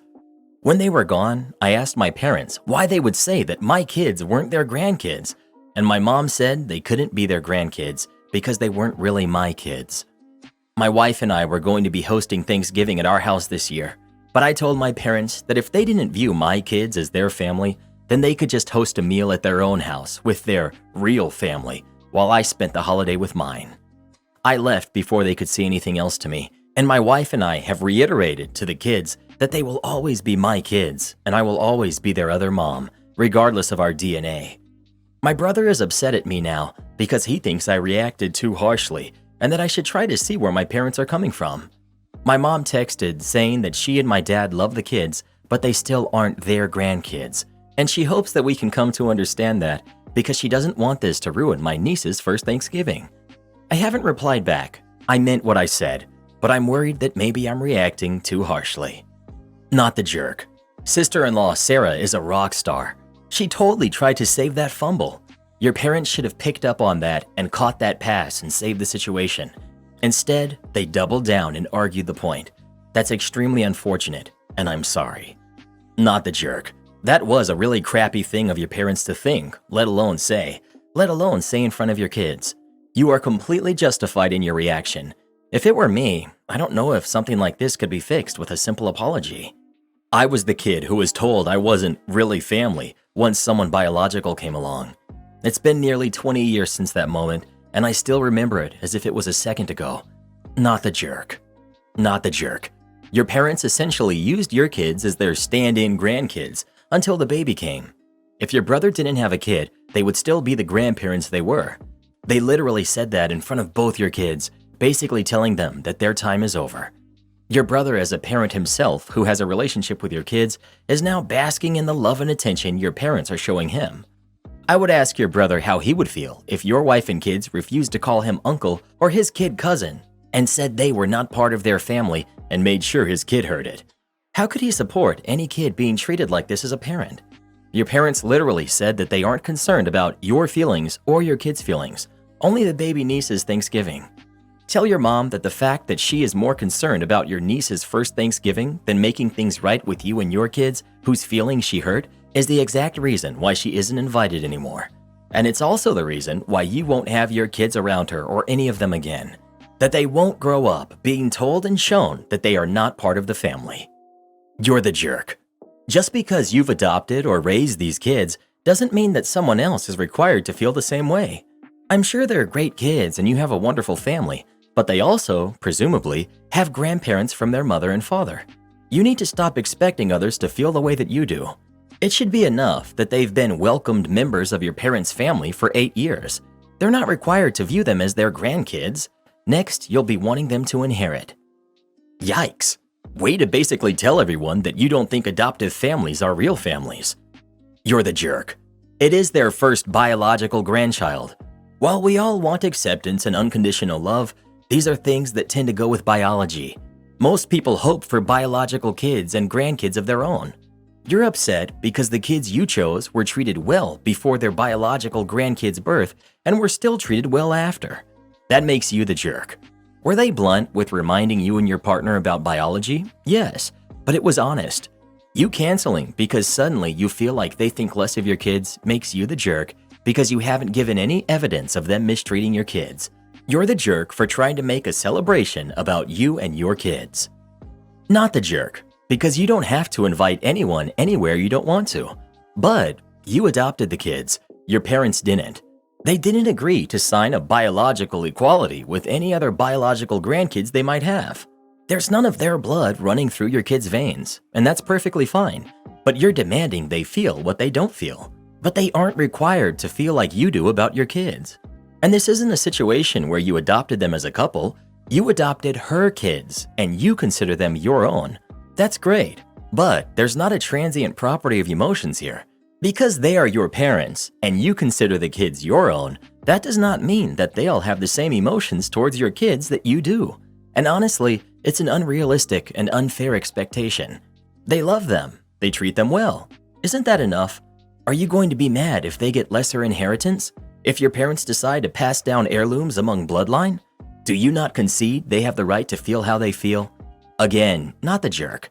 Parents should have behaved better, but they're allowed to feel differently than you do. They didn't see your kids being born, or their first steps, or change their diapers or anything like that. They don't and won't have the same bond, and expecting them to feel the same as you do is unrealistic. Probably should have kept it to themselves, but even if they did, there's a good chance even then the difference would be apparent and noticed. Blended families are hard. Good luck. Well, who do you think is the jerk? OP or parents? Please let us know. Apartment manager doesn't take cash for a 2-cent bill. In 2019, I moved from an apartment complex in Celebration, Florida to a condo. As usual, when you move out of an apartment, you get a final bill, which includes your last month's prorated rent, deductions for damages, security deposit refunds, and the like. We paid it. The next month, I get a call from my wife who says we've got a follow-up bill in the mail from the apartment management company for 2 cents. We're both in the tech field, so we laughed that this company's IT department didn't catch the edge case of spending 50 cents in postage to collect 2 cents in revenue. But it happens. My wife prints out a copy of the bill. I grab 2 cents from the change jar. The apartment complex is on my daily drive, so I swing by the office. I walk in and tell the manager that I want to pay my last bill. I say, "It's 2 cents. Here's the bill, and I have the 2 cents if you want it." The manager says, We don't take cash. Nothing else. There was an awkward pause. I say, I don't expect you to take cash. I expect us both to have a good laugh about how silly computer systems are, and for you to write off the 2 cents, because it would cost you more to process the payment. She says, I'm not going to do that. Again, awkward pause. I say, so you want me to write you a check for 2 cents and mail it, and you're gonna process that check? The manager says, yes, send us a check and we'll process it, and then walks back into her office to end the conversation. So I go home and set up an automatic monthly bank payment to my apartment complex for 3 cents. And then, because I'm a programmer, I write some code to send a letter once per month saying, I'm so sorry I've overpaid my bill, please send me a check for the overpayment. And I use an online service that sends postcards in ridiculous sizes, up to around 18 by 24, figuring that'll be my escalation strategy. The first of the next month, I get a call from the apartment company's regional manager. After introducing himself, the next 2 minutes were the most sincere, oh goodness, we made a mistake. Please don't do this. We'll never contact you again. Apology that anyone could have hoped for. I stopped the mail and never heard from them again. Did I spend several hours on malicious compliance for 2 cents? Yes. Was it worth it? Absolutely. Am I the jerk for telling my wife it's her own fault for not getting invited to a group trip? I'm 32, male, and my wife is 31, female. We've been together for about 6 years now. We get along wonderfully and through everything have never had any major fights except for one thing. I personally feel like my wife makes no effort to get along with my friends. Now, to give context, all my friends and I went to the same university for undergrad, 3 guys and 3 girls that are married. My wife is the only one that did not have this common trait of attending undergrad between the 8 of us, which is really not a big deal if you ask me. Early on in our relationship, my friends would always try and be friendly to her and talk to her when we would mutually hang out. My wife was cordial, but you could tell that she was uncomfortable. I would speak with her about this, and she would always comment that she was an outsider to all of us. This always personally made me slightly upset, because I felt that my friends always made an effort to include her and make sure that she wasn't singled out. Throughout the years, my wife would attend events with me, but would seem distant and would sometimes skip group events to hang out with her college friends if she had something else planned. My friends never said anything, but were always nice and treated her kindly. Well, this week, I got a group text from my friends about planning a group vacation to somewhere next year. I quickly noticed my wife wasn't on the group text and asked about it. I got a call from one of my friends who basically said that they didn't invite my wife because, 1, based on all the previous interactions, they didn't think she would want to attend, and 2, even if she did want to attend, her attitude is crappy and they don't want it to ruin their vacation. I thanked my friend for his honesty and told him I'd think about it. And while I love my wife, I figured she more than likely wouldn't want to go on a vacation with them. So I told my wife about the trip, and she asked about the details. I told her that while I was invited, she wasn't, and it wasn't because of anything she did, but because they thought she wouldn't want to attend. Well, this statement just seemed to verify about how much of an outsider she was. She said that because of the history us 7 had together, she had no chance of ever being part of the group. She then went on a rant about how my friends are awful people and that she deserved to be invited, even if she didn't want to be there because she's my wife. I sat there and listened to her vent, and then finally, I calmly told her that it was pretty much her own fault for not being invited because she had taken such a hostile stance with them from the get-go. She became a self-fulfilling prophecy about being an outsider. That's paraphrasing, but something along those lines. She left the house and went to her mother's. I haven't spoken to her in several days, despite texts and phone calls to try and talk to her. I probably should have been more diplomatic about what I said, but I do feel my friends have been treated unfairly. Am I the jerk? You're the jerk for not declining the event when they made it clear your wife wasn't invited. It's all couples, all spouses, except her. You can call it a self-fulfilling prophecy if you like, but they really are proving exactly what she's feared all along. That you not only didn't defend your wife, but thanked the friend who spelled out why she wasn't invited is the definition of yikes. Also, want to call out this line. She would sometimes skip group events to hang out with her college friends if she had something else planned. If she had something else planned, she didn't skip your events. She had plans, with the equivalent group to the one you had plans with. He's a super controlling jerk, including his loving friend group. 1. All friends are from the same mindset since the beginning. No matter what, how much she tries, she will always be an outsider. You should be grateful she doesn't fight with your friends, rather in a peaceful situation. 2. She has her own life. She is married, only married to you, not devoted her life to you. 3. How dare your friends talk and decide for her? They are the jerks. 4. After listening and agreeing with them, you proved again you're the jerk. Nobody's perfect, but from your small story, I'm surprised how much proof there is that you are the jerk. It's a wake-up call for her. Hopefully, she will get rid of you altogether. You're the jerk. They excluded your wife from a group trip. End of story. You've disregarded your wife, telling you she feels like an outsider with these people for years.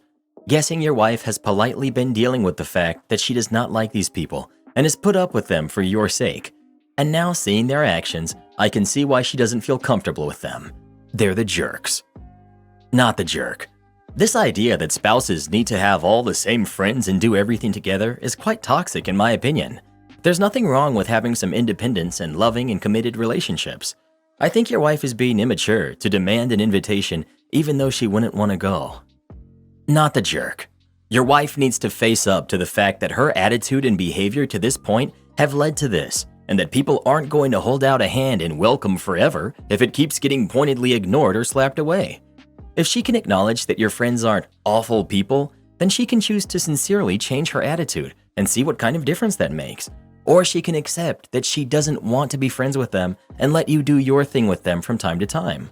She's the one creating an unwelcoming atmosphere at the moment.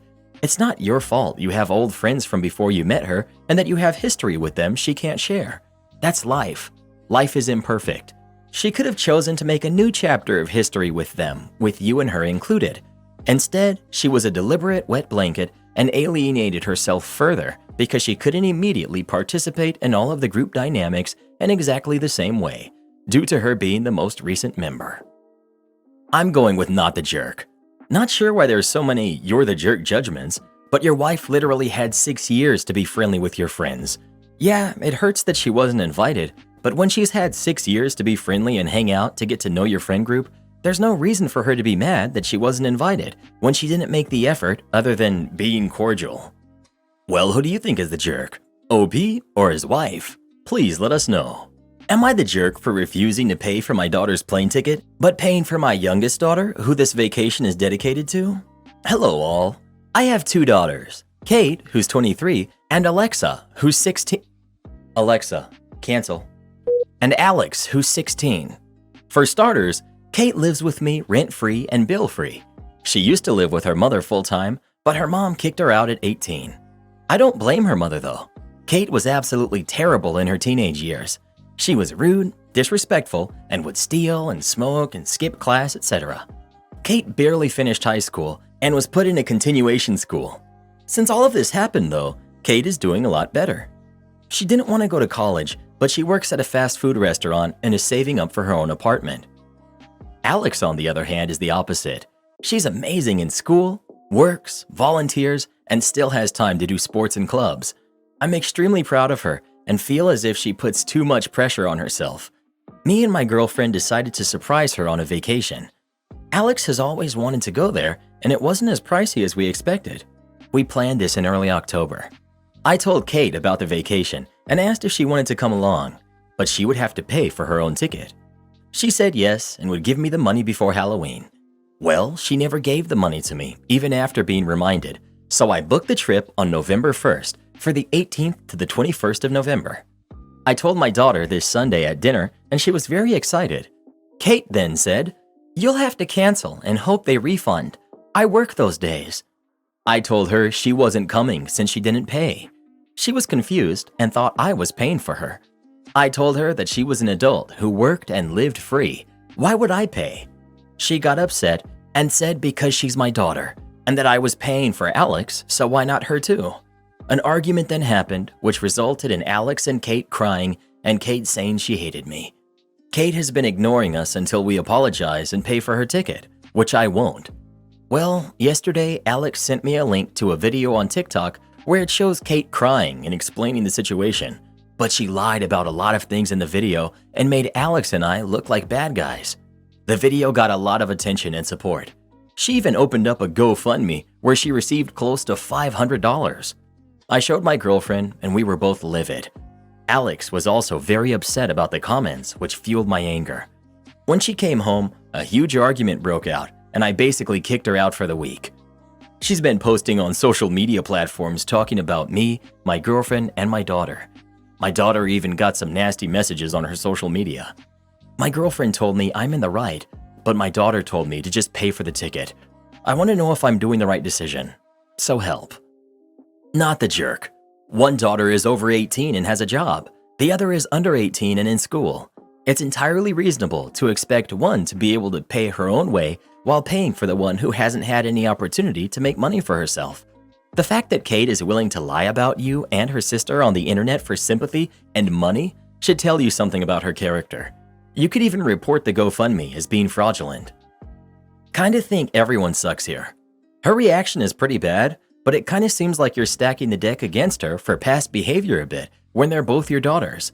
Mentioning about how Kate was absolutely terrible as a kid, even though you admit she's way better now, while you're extremely proud of Alex when that's not really relevant to the story, is a pretty big tell. I'd be upset too if I felt like my parents were totally favoring my younger sibling. Also, while sure, 23 is an adult, it's hardly some unusual event for a 23-year-old to still be living at home while they save up for their own place. It's nice that you're letting her live there rent-free, but she's not some random tenant. She's part of your family, and probably, and I would say rightfully, feels incredibly hurt that you're all going on vacation without her. You're obviously within your rights to say she has to pay her own way, and her reaction is immature. But you might want to look in the mirror a bit as to why her reaction is what it is. You're the jerk. Alex, on the other hand, is the opposite. She's amazing. You don't even try to hide your favoritism. You don't need to pay for your daughter, although I would for the sake of spending time together as a family. But you're in the wrong for so clearly favoring one kid over the other. Kate's surprise also makes me suspect you didn't communicate clearly about your expectations. How Kate responded is wrong, but I can understand how she'd feel hurt by her father's very open disappointment in her. You're the jerk. Not because you won't pay for her ticket. It's obvious from your writing that you've created a very toxic dynamic in your household. Alex, the golden child, and Kate is the black sheep. I have 2 daughters and could never imagine taking one on her dream vacation and treating the other like an unwanted deadbeat. Don't worry, usually the golden child grows up to be a super entitled adult who never takes care of family, and the black sheep, understandably, will want nothing to do with you either. Good luck in your future endeavors. Well, who do you think is the jerk? OP or Kate? Please let us know. Never ask a bunch of entitled kids on Reddit if you should pay for your entitled kid's plane ticket. Neighbors won't allow us to enjoy our backyard. We have retired neighbors who were friendly when we moved in. It started with a quick wave over the fence. It's now escalated to every time they hear any of us in the backyard, they rush out and stand at their fence until we have to pass them again. There's only one way in and out of our yard, to listen to them talk. We'll often say bye and walk away, and they're still talking. They'll often say, "Oh, all right, bye," as we close the door behind us to return inside. I always dreamed of having a big backyard, and I'm so frustrated that now we don't even use it. At one point, one of the neighbors broke their leg. This didn't stop her. Her husband came over, engaged us in conversation to stall us so his wife could come over too. She was hobbling along and complaining that she was in such pain as she leant on the fence. Now, before you think they're lonely, they're not. I see their kids and grandkids over often. The breaking point was we bought a new pressure washer and wanted to test it out in the backyard. We were out there with our daughter and she was oohing and eyeing. It was a cute family moment. Of course, the neighbors took their spot on the fence and started just yelling to speak over the pressure washer. It was crazy to watch. The only person that goes into our yard now is the lawn care guy. I go out occasionally to pick fruit, but we haven't used the yard in months. My daughter and I play out in the front as we get more privacy facing a main street than in the backyard. Yesterday, a friend came over and wanted to see the orange trees we have. We were on the other side of the yard when the neighbor came out and stood on the fence as usual. Even having a guest didn't deter her. I hurried my friend back inside as the neighbor essentially talked to herself. I can't stand people like that. Just because I'm in my backyard doesn't mean I want to have a conversation with you. If I want to talk to people, I come on Reddit. I don't walk out to go get the mail. It's sad how old people feel entitled to talk to you just because they see you somewhere. This is why wherever I go, I always have my headphones in. I don't care who you are. I have zero desire to talk to you. If they don't stop bothering you, I'd consider reporting them to the HOA if you have one. Rude boomers like this will never take a hint until you do something drastic. I'd even consider leaving a letter in their mailbox, letting them know how uncomfortable you are when they harass you like this. And if it doesn't stop, you'll be reporting them to the proper authorities. Oh, how I love the people on Reddit. Please help me. My neighbors say hi every time they see me in the backyard, and I don't know what to do. This is what happens when a generation grows up on their phones and computers instead of going outside and being an actual human. So glad I grew up riding bikes around the neighborhood, having snowball fights, and TPing houses. As a result, I'm not afraid of my neighbors saying hi when I walk outside. Pregnant sister demands to move in with me. For context, I, 22 female, live in a 2-bedroom apartment. My sister, 26, is 6 months pregnant and lives with her boyfriend. Long story short, her boyfriend is a jerk. My family hates him. He treats my sister like crap, but every time she goes back to him. Every time it's the same story. They fight and break up. He kicks her out. She moves in with me. We talk about her relationship and future. She says she's not getting back with him ever again, etc. And then within a few days, she's speaking to him again, and then within another few days, living with him again. Rinse and repeat. Well, the last time it happened was the last straw. I was going on holiday with friends for 10 days, but 3 days before I was meant to leave, my sister shows up at my home with her bags. They've broken up again, but this time it seemed permanent. I comfort her for the 3 days and even offer not to go on vacation, and she and I can spend the week together. She says no and insists I go on and enjoy myself. So I do. When I leave, she's still heartbroken and I still feel pretty guilty, but I've saved up for this holiday for a while and probably won't get the opportunity again for a while because of lockdown. When I arrive home, my apartment is a state.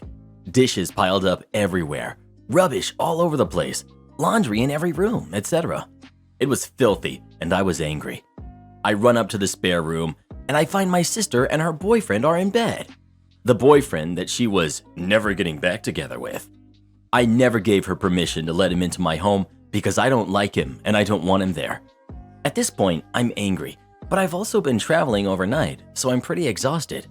I calmly tell her to pack her stuff and both of them need to get out. They left with some fuss and didn't offer to clean or anything. The next day she comes around to get some of her stuff and I tell her that she's no longer welcome to stay in my home. She can visit during the day, but she will never be sleeping over here again. She took an attitude and said she didn't care. Fine, whatever. She wants to treat me and my home with that level of disrespect, then I don't have to go out of my way to help her out. So, when she got pregnant, my family basically reiterated to her that her boyfriend is not a good guy and she's leaving herself financially vulnerable by not getting her own place. He's manipulative, etc. Nothing is stopping her from getting her own place. She's just too lazy and wants everything handed to her. Well, I reiterated to her that if she wants to stay with her boyfriend, then she better not come crawling to me when he kicks her out again. She gets mad, says she doesn't need me anyway, etc. But I repeat it, making myself very clear. That brings us to now. She's 6 months pregnant. Boyfriend has kicked her out again and she has nowhere to go. Parents don't have the room for her or a baby, never mind both. I've repeated my stance from before and now she's calling me a jerk. Am I the jerk? Karen Aunt shows up in the middle of the night demanding to live with me. We recently had an election in the US. My aunt supported one side while her husband and adult offspring supported the other side. The election did not go the way that my aunt wanted it to. My aunt proceeded to flip out, breaking things and yelling at them. Her husband called the cops. The cops declined to arrest her for anything, but suggested that she find a different place to stay for the night. This happened yesterday in New Jersey. Fast forward to 2 a.m. today. Here I am sleeping peacefully in my home with my family, over 500 miles away from all of that drama. My fence alarm goes off, waking me up. I don't know if it's a bear or a trespasser. Turns out, my aunt cut the lock off of my front gate because she couldn't get in, and I wasn't answering my phone. Why did she have bolt cutters in her car? So I ask her, "What are you doing?" She starts crying and screaming. Mind you, this is at 2 a.m. in a quiet rural community, about how the devil took her family and they threw her out. And she says that since she has nowhere else to go, I need to let her in so that she can stay in my guest room for a while. I told her one of my guildies is using that room right now. The room is occupied. The person came all the way from Texas out to West Virginia to hang out with me. I'm not going to toss them out with 30 seconds of notice because my aunt showed up. So she decides to call the police and tell them that I'm keeping her from entering her home. We're out in the woods, so the cops don't get here quick. 4:41 a.m., the cops show up. I see them talking to her in my driveway. She shows them the bolt cutters and the ruined lock. A few minutes later, the officer knocks on my door. "Your tenant claims that—" I immediately cut him off, and I tell him that I do not even have a tenant. I own and occupy this structure. I offer to show him the deed. "Well, this woman claims—" I cut him off again. "What's the address on her ID say?" At this point, the cop is upset at me. I can tell, so I try to de-escalate the situation. "Look, man, she doesn't live here. She has never lived here. That's my aunt. She lives in New Jersey. Please check her ID card." The cop calms down a bit and lets me know that he will talk to her and then come back.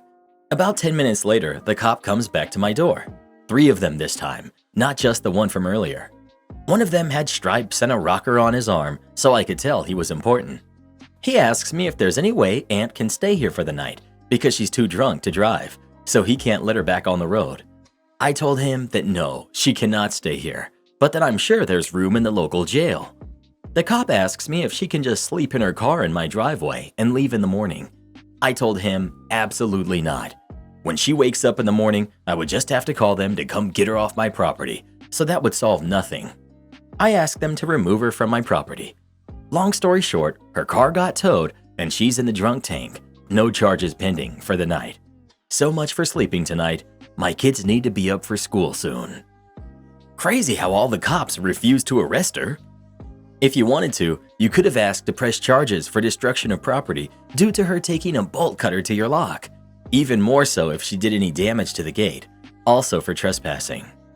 This woman drove over 500 miles inebriated, trespassed on private property, destroyed private property, lied to the police, and still didn't get arrested? I would be pressing charges for the trespassing and the property damage, then remind her it would have been cheaper to get a hotel room. Well, what would you do in this situation? Would you have let your aunt stay with you or not? Please let us know. Absolutely not. Don't we all have at least one aunt or uncle who acts like this? Am I the jerk for refusing to drive my stepdaughter home after my husband told me to? So my significant other and I have a daughter together, and he has a daughter with someone else. Admittedly, he has a strained co-parenting relationship with the mom. She's 5, and I picked her up to visit this morning. My significant other doesn't drive. We had a great day together and had plans to go for dinner. He called the mother and said we had reservations at 6 and she could pick her up after. We had some very mild snow in the area today, and the mother asked my significant other if he could bring her home instead because she wasn't comfortable driving. He told her yes without even asking me. I too am uncomfortable driving when the weather is less than desirable, and not to mention I had already driven half an hour there and half an hour back to pick her up this morning. Plus driven us all around the city in the afternoon having fun with the kids. So he tells me that I'm now driving her home, to which I say, no? Why can't her mother pick her up? And he says she doesn't want to drive in the snow. So I say, well, what about me? You know I don't like driving in this either. Plus, I already picked her up, and you didn't even ask me. Significant other blows a head gasket in front of the kids and starts losing his mind on me, telling me that I'm being irrational and that I'm ruining everything. He also had some colorful word choices for me. I packed up both kids in the car and drove my stepdaughter home on that moment because I didn't want her to be involved in seeing her father acting like this. She was upset and scared and told her mother she doesn't want to ever come back to my house. The mom isn't upset with me, but my significant other is now accusing me of making his access to his kid even more strained. I told him he needs to be considerate of other people and stop making plans for others when he doesn't have a license, and that he should be asking me to do things instead of just assuming I'll play taxi driver. So Reddit, am I the jerk? Update. Significant other's parents think I'm a total jerk. They said I should have just kept quiet and dealt with it the following day instead of standing my ground, and that I should have cut significant others some slack. Not the jerk, but now you know why he is an ex and why they have a strained relationship. Yup, if OP is smart, she'll bounce before she has a kid with him and deal with the same BS as his ex has to deal with. OP, we have a 10-year-old, and we've been off and on since 2008. Try staying off with him permanently. So let's see. 1. Significant other lost his license for a DUI, got a 3-year suspension, even though a first offense is usually a year, which you didn't seem to find odd, and makes you drive him everywhere. 2. Significant other got a girl pregnant while you were on a break and broken up, and for some reason you got back together and are now taking care of this kid on his days. 3. Significant other, without asking you, agrees for you to drive his kid back to the mother in inclement weather. 4. When you object, significant other blows a head gasket and starts screaming at you. You've not mentioned anything about this, but is this guy employed? If so, are you expected to shuttle him back and forth to work as well? What exactly is he bringing into this relationship? Not the jerk for this, but you're the jerk big time for keeping this guy around. Not the jerk. Notice stepdaughter's mom didn't blame you because she knows what your significant other is. She probably feels sorry for you. Your significant other scared his daughter to the point that she doesn't even want to go back. That's your life now. Do you want your own kids to feel that way? This is more than driving in the snow. He needs anger management. Don't allow him to behave that way to you alone or in front of the kids. If he is always like this, you need to take the kids and leave. He didn't mind you risking everybody in the car in the snow and seemingly didn't ride with you. And does he not drive because he can't, or is it because he lost his license? Karen demands I make my house wheelchair accessible. I'm 22, female. My cousin is 24, male, and he's getting married next weekend. He proposed to his girlfriend, who's 25, on Wednesday and wants to get married by the next Saturday. They want to hold the ceremony at our grandparents' house, which I've the legal inheritance of. I've no objections to them wanting to get married there or anything. Also, there's no reason to technically rush the wedding, but they say they are in a very happy place and want to be married ASAP. Well, whatever rows their boat. They want to hold the ceremony in the backyard, and there's this platform of sorts where they want the wedding party to sit at reception. The thing is, one of their bridesmaids, who's about 24 or 25, is a wheelchair user, and so they want to add a ramp to the platform. Now the conflict is, they've asked me to get a ramp there. I've talked to the contractor who's done most of the furniture and stuff in that house, and he says he can only get to it next month. He's busy with some personal affairs.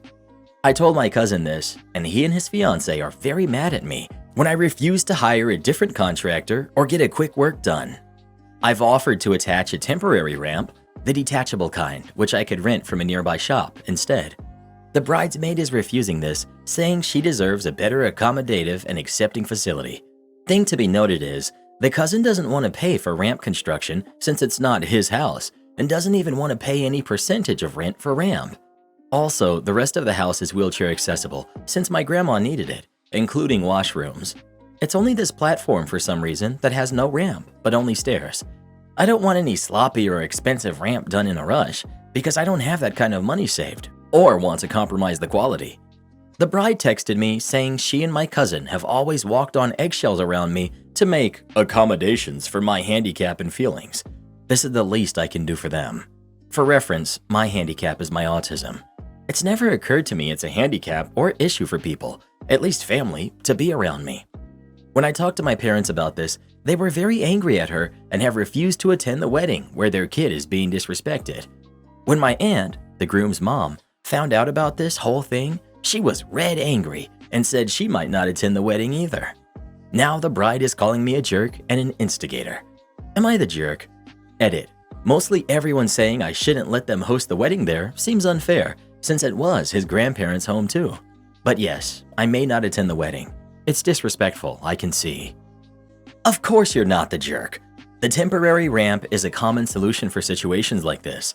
Frankly, I've even seen wheelchairs just manually lifted over obstacles by a couple of capable helpers, and no one batted an eye at that either. Honestly, a temporary ramp would be better than a rush job, because a rush job might result in faulty workmanship. And who do you think this wheelchair user is going to blame if she gets hurt? OP trusts their usual contractor, so there's absolutely no reason for them to hire someone else to accommodate a rushed wedding. Not the jerk. Your house is not a wedding venue. It's your home. Any and all expenses for them using or modifying should first be approved by you and paid for by them. It's enough of a favor to let them use your home.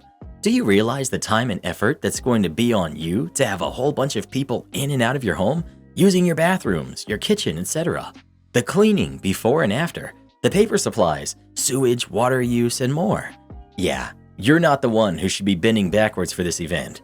In fact, you wouldn't be to blame if you changed your mind because of their ridiculous demands and expectations. Way too much. My brother uses a wheelchair, and I asked him about this. His opinion is that the bridesmaid is full of it. Not the jerk. They're taking advantage of you. A temporary ramp is a very reasonable and convenient alternative. It's interesting that in this entirely wheelchair-accessible house, they pick the most inconvenient spot and ask you to deal with it.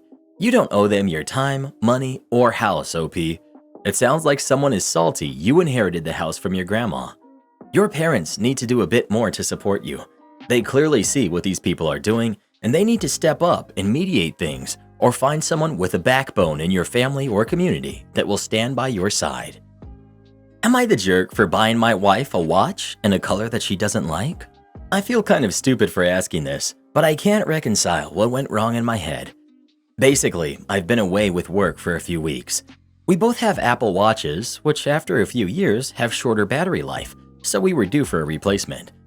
I shopped around for a little while, even thinking to change from Apple Watch to some other smartwatch. Anyway, I caved and decided to replace the watches through our phone provider, who only had a limited range of colors and sizes.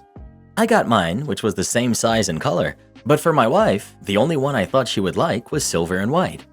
So I get parcel tracking and thought it would be a nice surprise for her to open when I knew it arrived. Being that I'm away with work, it was going to be a remote surprise, and I asked if she would open the parcel that came for me that day. Initially, she was happy that I had surprised her that way until she opened the box and said words to the effect of, why did you get me a silver watch? You know I don't wear silver." This has since been turned into an accusation that I deliberately decided to upset her by buying a watch in a color she knows she won't wear. I acknowledge that she prefers gold jewelry, but I wasn't thinking of colors, more the practical requirements that the smartwatch would be for her. I can also accept that, yes, I should have been more thoughtful, but I was limited in the range that was available. Now I have a $600 watch that won't be worn and an angry wife. I suppose the hardest part I can't reconcile is that I can't think of what type of person would try to gift or surprise their beloved with the intention of hurting them. Am I the jerk? Not the jerk. I had a similar experience with my husband this past week. I was feeding the baby and he offered to get me something. I asked for a bagel. I got a cold bagel. I was bummed but thankful for food. He gets a hot English muffin with butter and honey every night before bed. I will even make it for him when he's feeding the baby. I later asked him why my bagel was cold. He froze like a scared cat and said, "I thought you liked them that way. I always see you eating them cold." I told him that while I was grateful, I eat them cold most of the time because I'm tired, starving, and don't have the time or patience to wait for it to be warmed up. I'm also typically in a hurry. You tried and felt a little short, and she's hurt because she feels you didn't pay enough attention. It's not the end of the world. Take it back to the store and exchange it or change watches with her. Info. Do you often need guidance from your wife for basic household tasks? Who handles the calendar for the household? Who organizes social events? Who sends the holiday cards? Are you able to do the grocery shopping without her writing a list for you? And do you only get what's on the list and nothing else, even if something that the household needs is on sale but not on the list? It might not only be about the watch, dude. I hate silver. I have expressed this endlessly in my nearly 40-year relationship. My skin has yellow undertones and silver looks awful. I've received silver jewelry more than once. After the first, second, and third reminder, I gave up.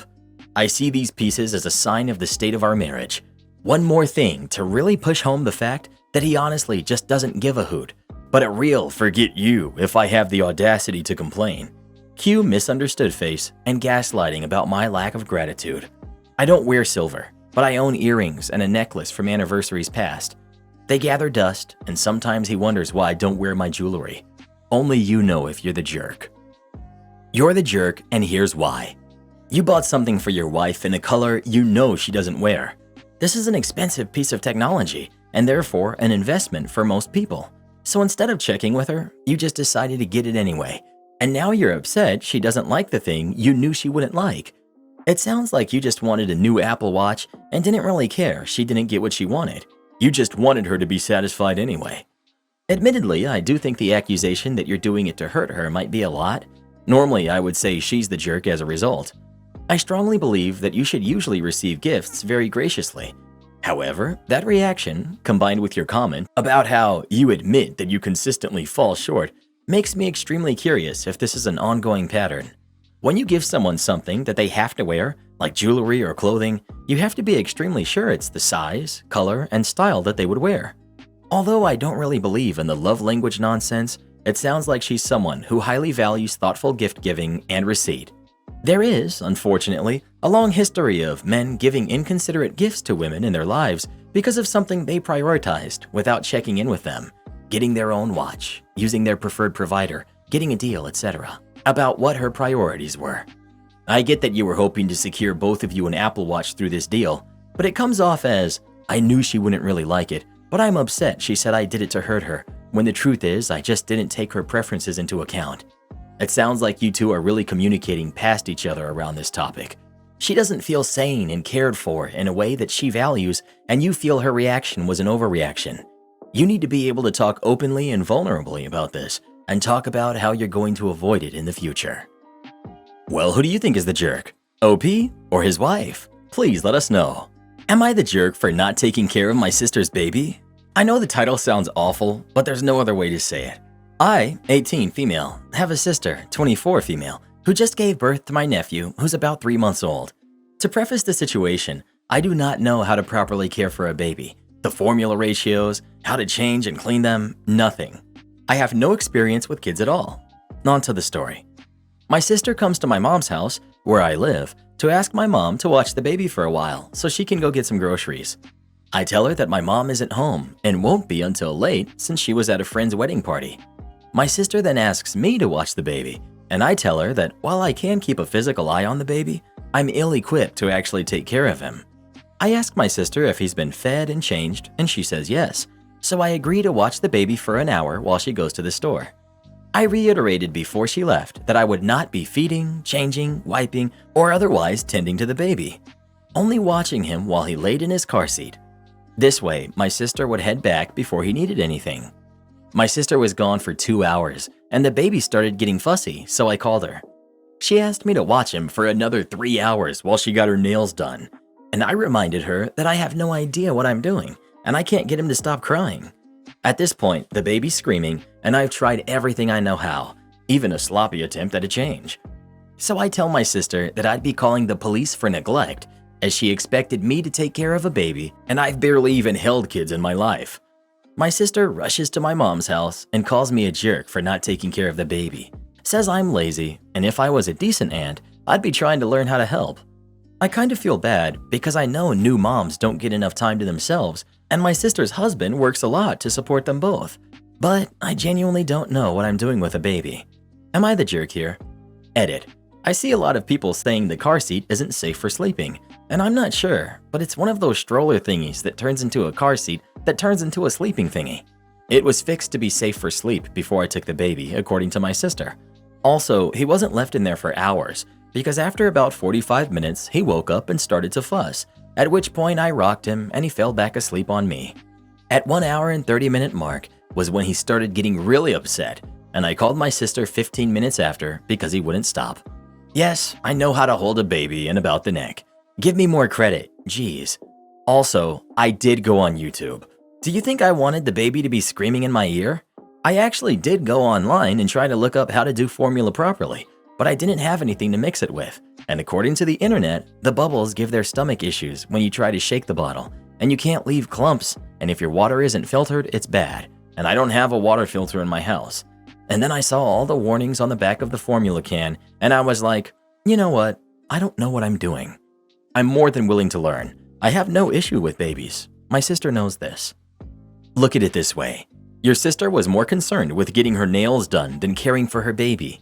You made it clear that you did not know how to care for her baby. You, not the jerk. Your sister, major jerk. Not the jerk. Your sister tried to take advantage of you by deceiving you on how long she would be, and she put her baby at risk just to get her nails done. You did the right thing by threatening to call the police. Well, who do you think is the jerk? OP or her sister? Please let us know. Am I the jerk for telling the people who came to see the apartment to not rent it because the landlord did not respect my privacy? I'm currently renting an apartment, but my lease is ending and I'm moving out next month. The landlord has started to look for new tenants. Yesterday, he told me that he has found a potential tenant and they will be surveying the apartment today at 2 p.m. I agreed. Around 1:40 p.m., he texted me saying that people will be a bit late. I said okay. Around 2:20, he told me that they will be coming in around 3 to 3:10 p.m. I told him I can wait, but they need to make the visit short since I'm going out at 3:30 and for sure will not have them surveying the house without me here. He said okay. Around 3:15 p.m., I texted him to see if they're coming. No answer. 3:30 p.m., I called him and he did not pick up. I sent him a text saying that I have to go out due to my dental appointment and he needs to reschedule the meeting. He did not reply. Around 30 minutes later, I received a call from my neighbor that there were some random guys entering my apartment. I rushed home. The clinic was just 2 blocks away from my apartment and found that the owner has entered the apartment using his copy of the keys. I was furious. I told him off.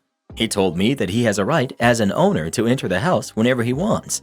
Yes, it was stated in the contract. I called his BS and asked the people he brought over if this is the kind of landlord they're expecting. Landlord that has no respect over the tenant privacy and security. The people apologized and left. The landlord slammed the door in my face and left as well. Just now I got a text from him asking me to apologize for what I said to him. Apparently he will hold my deposit until I apologize. Am I the jerk and should I apologize? Not the jerk at all. You gave him so much leeway in the time and he couldn't respect your privacy whatsoever. I would want to know my landlord is like this before I signed a lease. That being said, with money involved, it may be worth apologizing just to take the easy ride out. Not the jerk though. Not the jerk. And consider taking him to small claims if he withholds your deposit. Most states have laws as to what a deposit can be deducted for if not already stated in the lease. I doubt being honest about your renting experience is limited by your lease. You're the jerk, but so is your landlord for threatening to keep your deposit over an apology. But you were not honest. As it states in your lease and by law, landlord is able to enter the dwelling with notice. This is not a privacy issue. In fact, you're breaking the lease and letter of the law if you try to impede them. You're not only in the wrong, but misinformed the next person. As to the security deposit, keep all communication. Take pics of every inch of the apartment when you go and insist on a walkthrough to address any damage and give them your new address. If your security deposit doesn't show up with a disposition of funds in the time allowed in your state, file a small claims for it and ask the judge to award you 3 times the amount. You're the jerk. Your landlord has the legal right to enter your apartment as long as they give notice. They can enter to maintain the property and they can enter to show it. These terms are spelled out in the lease. It would be really bizarre for a lease to only allow entrance when the tenant is home. What if you work? What if you have plans? Well, who do you think is the jerk? OP or the landlord? Please let us know. My Karen sister expects me to hand over $20,000. Let me give you the relevant background. Me, 32, female, and my twin sister have a great uncle. He and his husband are child-free, and we are the only kids in the whole family. When we were high school freshmen, he sat us down and told us that he would like to leave us his practice, orthodontics, to us if we wanted him to. I agreed and worked hard for it. My sister, on the other hand, always wanted to be a homemaker. Nothing wrong with that. When we were accepted to college, he paid for mine and gave an equal amount to her that she used on a big wedding and a grand honeymoon. Her husband has a great job, but they've always been deep in debt because they like to keep up with the Joneses. New car each year, grand vacations, kids in private schools, and a ton of extracurriculars. 2 years ago, I finally was able to join my uncle's practice, so he transferred everything to my name and left his huge paid-off house and a gated community to my sister. Then he and his husband moved to Florida to live the life. It was just bad luck that a few months later, lockdown hit and the practice started suffering. And that's when my sister started on the gloating about how she was the smarter twin in the end, how she ended up with a paid-for house and a great family, while I was an old maid with a worthless practice. I ignored her remarks, the same as I've been doing for years. Then restrictions eased and I started making money. I just bought a condo and a Tesla. 2 days ago, she invited me, then she asked me for $20,000. Apparently, they took a mortgage on the house because her husband lost his job, and now they are behind on their house payments, car payments, all the bills, and the kids' tuition. I was sympathetic, offered to help her budget, said that if they gave back their cars, I could pay the difference and get them a used one. Also that I would get them current on essential bills and get them food, but that was that. She got angry, said I was a bad sister, and that I was lording the fact that I was a successful doctor over her, that I wanted to see her brought low. I couldn't accept the disrespect in my own house, so I asked her to leave and to only contact me when she was ready to apologize and act rational about her situation. She called me a jerk and left. Then she blocked me from everywhere and went whining to our parents. I still think that I'm in the right, but I don't want to see my nephews and niece become homeless. So, am I the jerk? Not the jerk. If you start handing money over now, it will never stop. Family are the worst when it comes to money, bar none. If she's not willing to shift and budget, she is literally just wanting your money. It has nothing to do with keeping a roof over her head. If things were that bad, she would be okay budgeting. This is an issue they brought on themselves, and if you bail them out now, you will be bailing them out for years. Do not become the family ATM. Not the jerk. They can apply for assistance like everyone else. They're also both able-bodied adults, so if they want to maintain an extravagant lifestyle, they can get jobs to support it. You were quite generous to offer to help them catch up and buy food. That's more than most people struggling right now have help with. You're not obligated to help her at all, yet you did, despite her insults during the shutdown. Your sister needs to grow up, and if your parents are enabling her behavior, they can go into debt helping her if they want to. Well, who do you think is the jerk? OP or her sister? Please let us know. Sister made her bed, now she gets to lie in it. Am I the jerk for getting mad at my boyfriend for saying I don't deserve the money I make? I'm a 28-year-old woman, and I got really lucky to get the job I have right now. I studied electrical and computer engineering in college and job hopped 4 times. Each time I switched jobs, I negotiated really hard for pay and benefits. I'm making 160 grand now, working remotely and living in a very low cost of living area. It's a really nice gig, and I recognize I'm extremely lucky to have interests that line up with a super well-paying industry, and super lucky to have been able to go to college at all. But despite that, I feel like I did work to deserve it somewhat. College was super demanding and difficult. My first few jobs had grueling schedules, and I feel like I'm being paid more for the knowledge I built over all that time. But still, I have to admit, it's pretty cushy. I never work over 40 hours a week. My coworkers never contact me about work outside of my 9 to 5. I get paid stupid good money for it, and I have 2 months vacation time. So, on to the conflict. My boyfriend used to work outside the home. He's an IT admin at a large company. But because of the lockdown, his job became partially remote. So we're working out of the same house, and I think he sees how different our jobs and pay are. He makes 65 grand a year and works a lot longer hours. He usually starts his day at 7 or 8 a.m. and works until 6 or 7 p.m. He more often has to work weekends to do IT stuff, and he's on call for emergencies with his personal phone. And it seems like they're having emergencies every week. So, since we've been working from home together, he makes comments about it occasionally, like, "must be nice," kinds of things. Recently, he's gotten more frustrated with me though. Yesterday, I had a bad headache, so I told my boss that I was going to be away from my desk for a while since I wasn't feeling well. I blocked out a 2-hour meeting on my calendar so people wouldn't try and reach me, and I took a nap. My boyfriend saw me napping during work and said, "They're really paying you to sleep, huh?"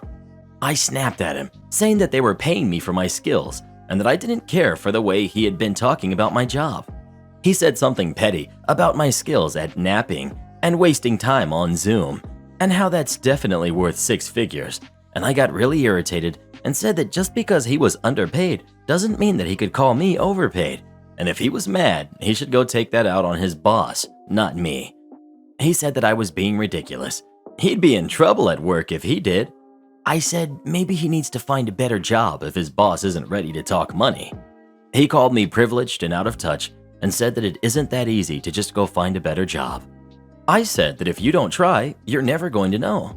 He got irritated and stormed out. Am I the jerk for how I talked to my boyfriend about work? Not the jerk. So you've worked hard in college and you've got a great degree, changed jobs 4 times and gone through the new job grill, cracked 4 interviews, negotiated well, work a full-time job. And you talk like it's all easy and you're not doing anything major? Girl, you don't appreciate yourself, and I think it might have something to do with your man. I make more than my husband, and not once has my husband spoken to me like this. You need to get out because he's not going to understand or change. This is who he is. He's jealous and petty and insecure. If he can't let you nap when you have a headache, he doesn't love you. I'm sorry, but the longer you stay, you're totally going to stop loving yourself. Talk to a few friends, talk to a therapist, get your thoughts and feelings in order, and get out. Karen mother-in-law demands to buy us a house that we don't even want. I'm awake at 4 a.m. and I can't sleep because of the situation, so I thought I would bring it here. My husband's parents moved down south a few years ago because of how expensive it is here, and so they can be closer to his grandparents, who also moved down there. We visit every few months, and it's a long drive, but everything has been fine. I'm 7 months pregnant with our first baby, a girl. Ever since we told his parents, they've been making comments when we talk to them about the distance and not seeing their grandbaby much. I just ignore them because it was their choice to move, so nothing I can do about that. Last week, his mom asked to FaceTime with us because she has something exciting to tell us. A house in their neighborhood is up for sale. His parents said as a Christmas gift this year, they're giving us the money for the down payment on the house so that we can, in his mom's words, move out of our horrible state and little apartment. We both didn't know what to say. We've never had any plans to move to another state, and never even implied that it was something we would consider. My entire family, including my parents and everyone I've ever known, is here. Our jobs are here. And I'm sorry, but I'm not moving my daughter to a state like theirs. Just not happening. We told her on the call thanks, and we appreciate the offer, but we have no intentions on moving, and we love it, even in our tiny apartment. She hung up, and it has become a thing. She's blasting us on Facebook for being ungrateful and raising our daughter in a crime-ridden city. It's not. All her friends are backing her up in the comments about how I'll be a terrible mother, and she's offering us a house and a home for our baby. She thinks that because her offer is so generous, we are jerks to decline. All this is making me feel really guilty.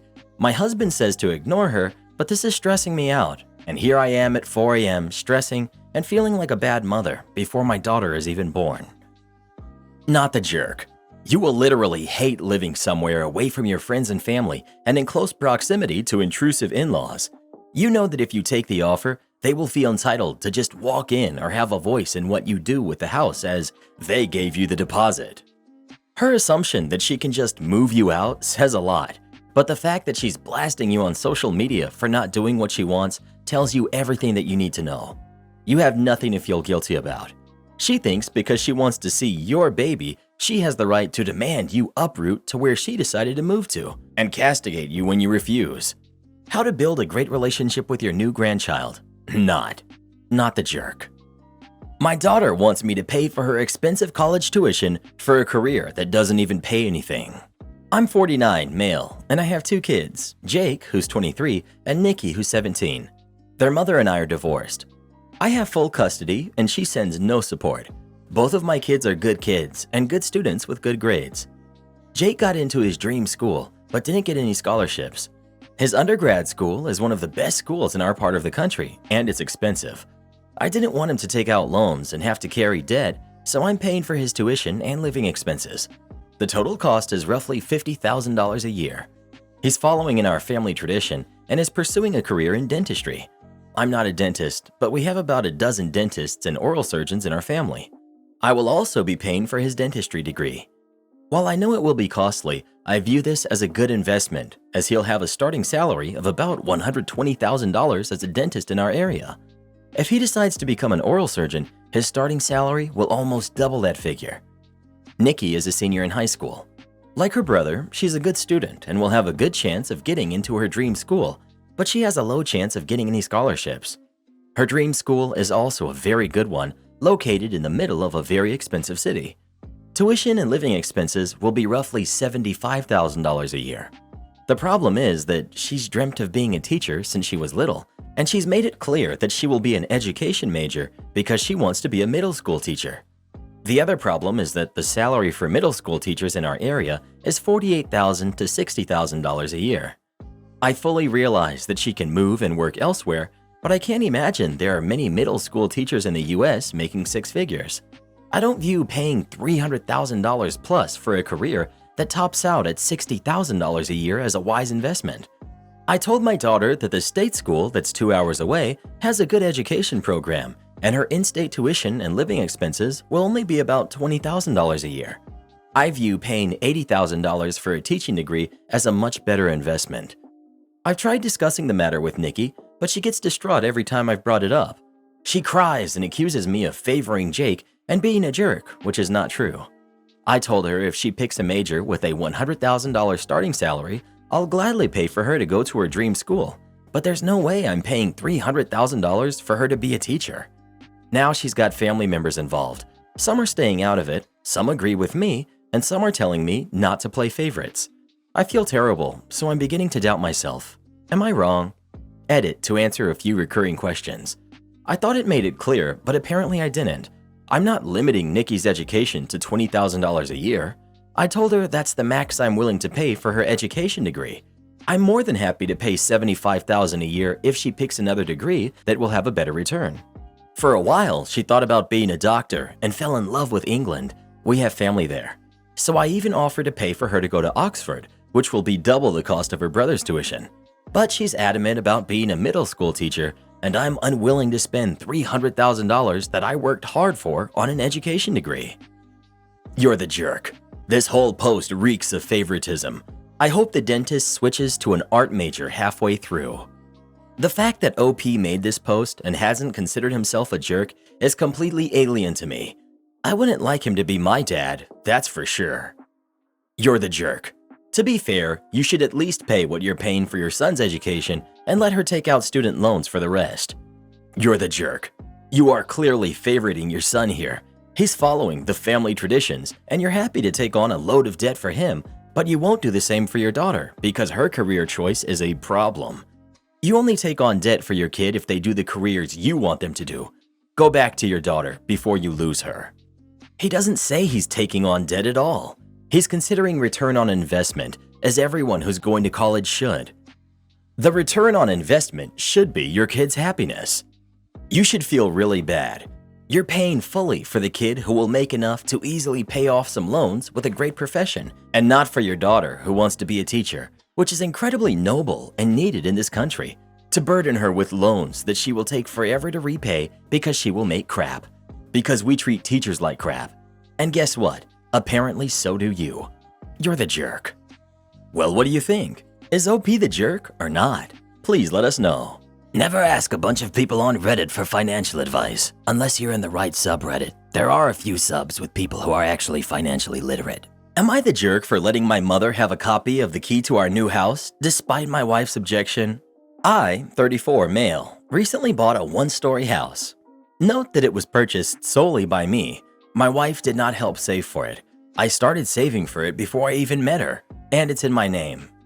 When my parents threw us a party for this happy occasion, Mom asked for a copy of the key in case of an emergency.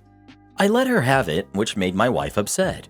She didn't say anything at the time, but she waited till we were alone, and she started arguing with me, saying that I shouldn't have let my mother have a copy of the key. I said why, since my mother is known to respect our privacy and is a very trusted member of the family. She said that she does not feel comfortable with the idea of someone else who's not a resident having a copy of the key. She also brought up how my mother didn't pay a penny towards the house, so this should disqualify her from getting the key.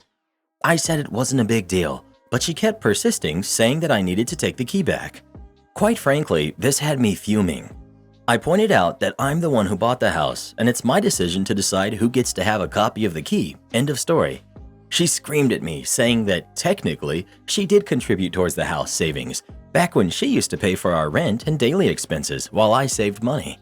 I told her that she was acting as if I put my mom's name on the title, which is ridiculous, but she said that I have no respect for her opinions and keep undermining her input.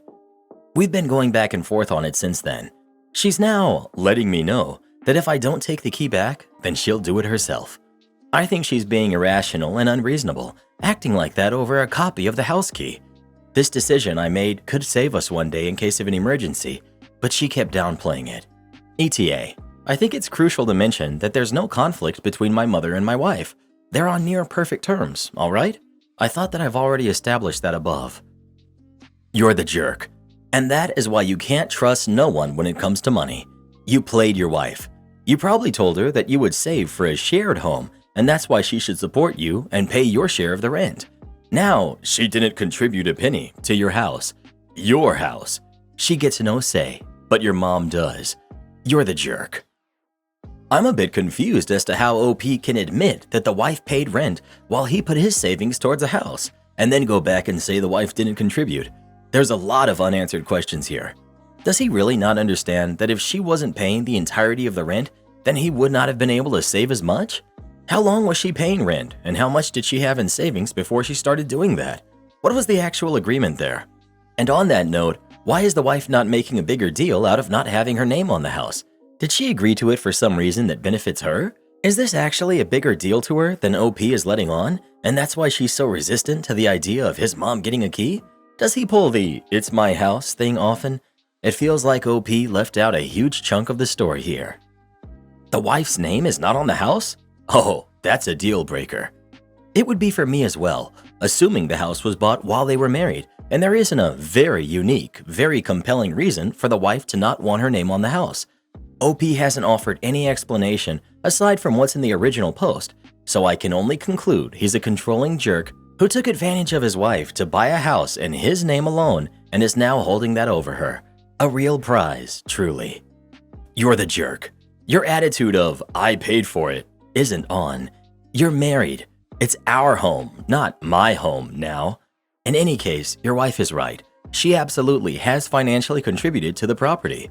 She paid the rent, which allowed you to save. Pretty disgusting of you to dismiss this. Your mother having a key to your home is a big deal, and something you and your wife both need to be comfortable with. If you aren't mature enough to make joint decisions with your wife, you shouldn't be married. I think your wife is right. You don't seem to respect her at all. Huge red flag that you only put the house in your name. You've basically used your wife to enable you to do what you want. Not the jerk. Once again, what we have here is Reddit hypocrisy at its finest. I've seen several stories on here where the wife is the one who owns the house and gets into a fight with her husband about things similar to this. Of course, when that's the case, you all side with her and tell her that it's her house and she should kick him out. I see lots of you saying you hope his wife divorces him and takes him to the cleaners. The sad thing is, OP's wife could actually divorce him for this and get half the house since they were married when he bought it, which would cause him to have to sell it and split the money with her during the divorce proceedings. All because OP wants his mom to have a key in case of emergencies. If this doesn't show you what's wrong with our society, I don't know what will. Well, who do you think is the jerk? OP or his wife? Please let us know. If Reddit boy tried to give his mom a key to our house, I'd tell him it's probably a good idea. You never know when an emergency is going to happen. Am I the jerk for not giving 24 hours notice to my daughter's roommates before dropping something off? I'm a mother to a 20-something-year-old daughter. She's a junior in college and attends school in the same city that we live. My daughter and two of her friends live in a condo that I own. Her friends pay below market rent while my daughter does not. The condo was inherited from my parents, and it was their intent that I would pass ownership of it to my daughter when she's mature enough to own her own place. My daughter, husband, and I are in agreement that she will take over ownership of the condo when she's out of school and financially independent. Earlier this week, my daughter mentioned that she had run out of some household supplies and would have to set aside time to go shopping before the end of the week. My daughter's schedule has been especially rough lately, as she's picked up extra shifts at her part-time job due to short staffing. Wanting to be helpful, I offered to pick up the supplies for her and drop them off at her place. She accepted. The next day, I picked up the supplies and took them to the condo. I knew my daughter was in class, so I knocked, and when no one answered, I let myself in. The front door opens into the living room. When I entered, I found one of my daughter's roommates getting jiggy with a man on the living room couch. I was obviously mortified, so I left the supplies at the door and left right away. I didn't say anything to my daughter about what happened because I didn't want to put her in an uncomfortable position, but I did let her know that I had dropped off the supplies. On Friday, I got an angry email from the roommate's parents. I'm not sure exactly what they were told, but their email lambasted me for invading their daughter's privacy. They said that what I did was wrong because I'm their daughter's landlord, and I entered the condo without giving a 24 hours notice. They're threatening to take legal action if I do it again.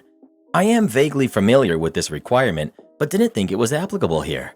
Was I the jerk in this situation? I feel bad about what happened, but I also don't feel like I was out of line. Edit. My daughter was aware that I was coming to drop off the supplies and asked that I leave them in the kitchen, which is adjacent to the living room. Edit 2. I'm not asking for judgment on whether I violated the law. I checked in with a friend who's a lawyer, and he thinks that because my daughter gave explicit permission to enter the home and drop off the supplies, I'm in the clear. I'm asking whether I was the jerk for doing so. Update. I called and texted my daughter asking to discuss the situation. She can't speak to me right now because our roommates are fighting and she's mediating, but she is fully aware of the situation and sent me a quick explanation.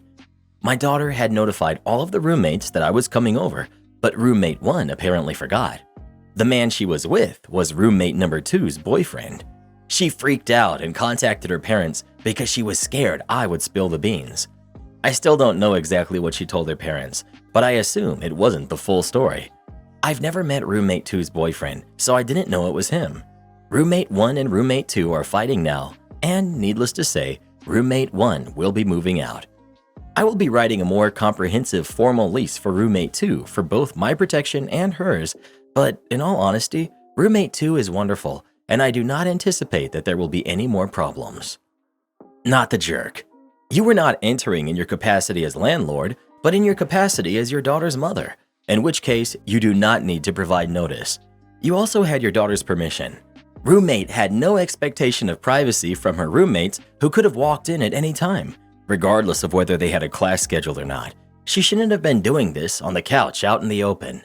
Edit. For all of those that are claiming that OP was a jerk for not giving 24 hours notice, given that she is both landlord and mother, this logic would then suggest that OP would have to give 24 hours notice to the other 2 roommates before entering the unit, even if she was accompanied by her daughter, whereas the parents of the other 2 roommates could enter without any notice to other roommates. This is just warped logic on so many levels. Anybody doing this sort of thing on the living room on a shared apartment should have no expectation of privacy. The roommate was doing this in the common area of a condo she shares with 2 other people. Hard to imagine a real expectation of privacy there, especially with the front door opening right into where they were. And I wonder what she told her parents. Technically, yes, a landlord has to give notice, but the owner's daughter / her roommate gave permission for you to drop off the supplies. Not the jerk in this instance, and I think you handled it well. You would think she would have appreciated your discretion and learned to have private time in a private setting, but her actions involving her parents say otherwise. No one wants to walk in and see something like that on the communal couch. She needs to be more considerate of her roommates, and you definitely shouldn't let yourself in again. Well, what do you think? Did OP do anything wrong or not? Please let us know. Shut up, get in the truck, and do what you're told. You got it. So I live in a pretty small city by American standards in Canada, 250,000 people. People joke that it's a giant small town and it's hard to go somewhere without knowing someone who either knows you or has heard of you. I run a small contracting business that maintains properties for seniors. Think grass mowing, tree trimming, etc. In the winter, there isn't a lot going on, so I lay off the summer crew and usually bounce around to different companies to help them with their snow removal. I hold a CDL as well as equipment operator license, among others, so most of the larger companies know me and are more than happy to have me around. Over the weekend, I was called by the biggest company in my city to help with hauling snow to the city snow dump, a gravy job, and lots of hours. I had never worked with their crew, but quickly got along with everyone but the company Grump, which was expected. Of course, the company Grump is the one working on the weekend loading trucks. After the first location, he gave me some cash to get us coffee. I meet him at the next location and hand him his drink. He takes a drink and noticed it's wrong. He gets out of the Bobcat and throws the full extra large coffee into the distance, getting caught by the wind, spraying me with the liquid, all while losing it on me. I decided to just let it go. Everyone has been working long hours, and well, some people in construction are just giant man-children. I offered to grab him another coffee and he declined. I went back to my truck to drink my coffee and talk to the other driver in my truck when the operator comes over to our truck to complain at us again about his coffee after I had offered to get him another. Shortly after, I realized I had his change in my pocket. Knowing this guy, I better return it. I walk over to the Bobcat to give him his money and let him know that if he did that again, there would be problems. We had a few words before he told me to shut up, get back in my truck, and do what I was told. And if I did, stuff like that wouldn't happen. So I did. I went back to my truck and did as I was told. Little did the operator know, he's been on thin ice, and I was told by his boss to let him know if we had any problems with him. Furious, I jumped in my truck, called his boss, and went home. Not even 20 minutes later, I get a call from his boss telling me they fired him and begging me to come back. Moral of the story is, treat each other with respect, especially in the workplace. Am I the jerk for calling the cops when my father lent out my car? I'm female, 32. My father, who's 56, lives with me. After my mom passed a few years ago, he had trouble dealing with life, and I tried to help him out. I had a spare room, and I said he could stay there. My siblings and I cleaned up my parents' house, and we rented it out, with his 100% agreement. The money covers the mortgage and lets him contribute to my household budget for food and utilities, and he has a little money every month so he doesn't have to go into his savings or retirement funds. He could go back to work, but he hasn't. I'm not a mental health professional, but he won't go to one either. I think he's just depressed, but I can't make that diagnosis. I work from home and only occasionally meet clients for lunch or at their workplace, so my car usually sits for days on end.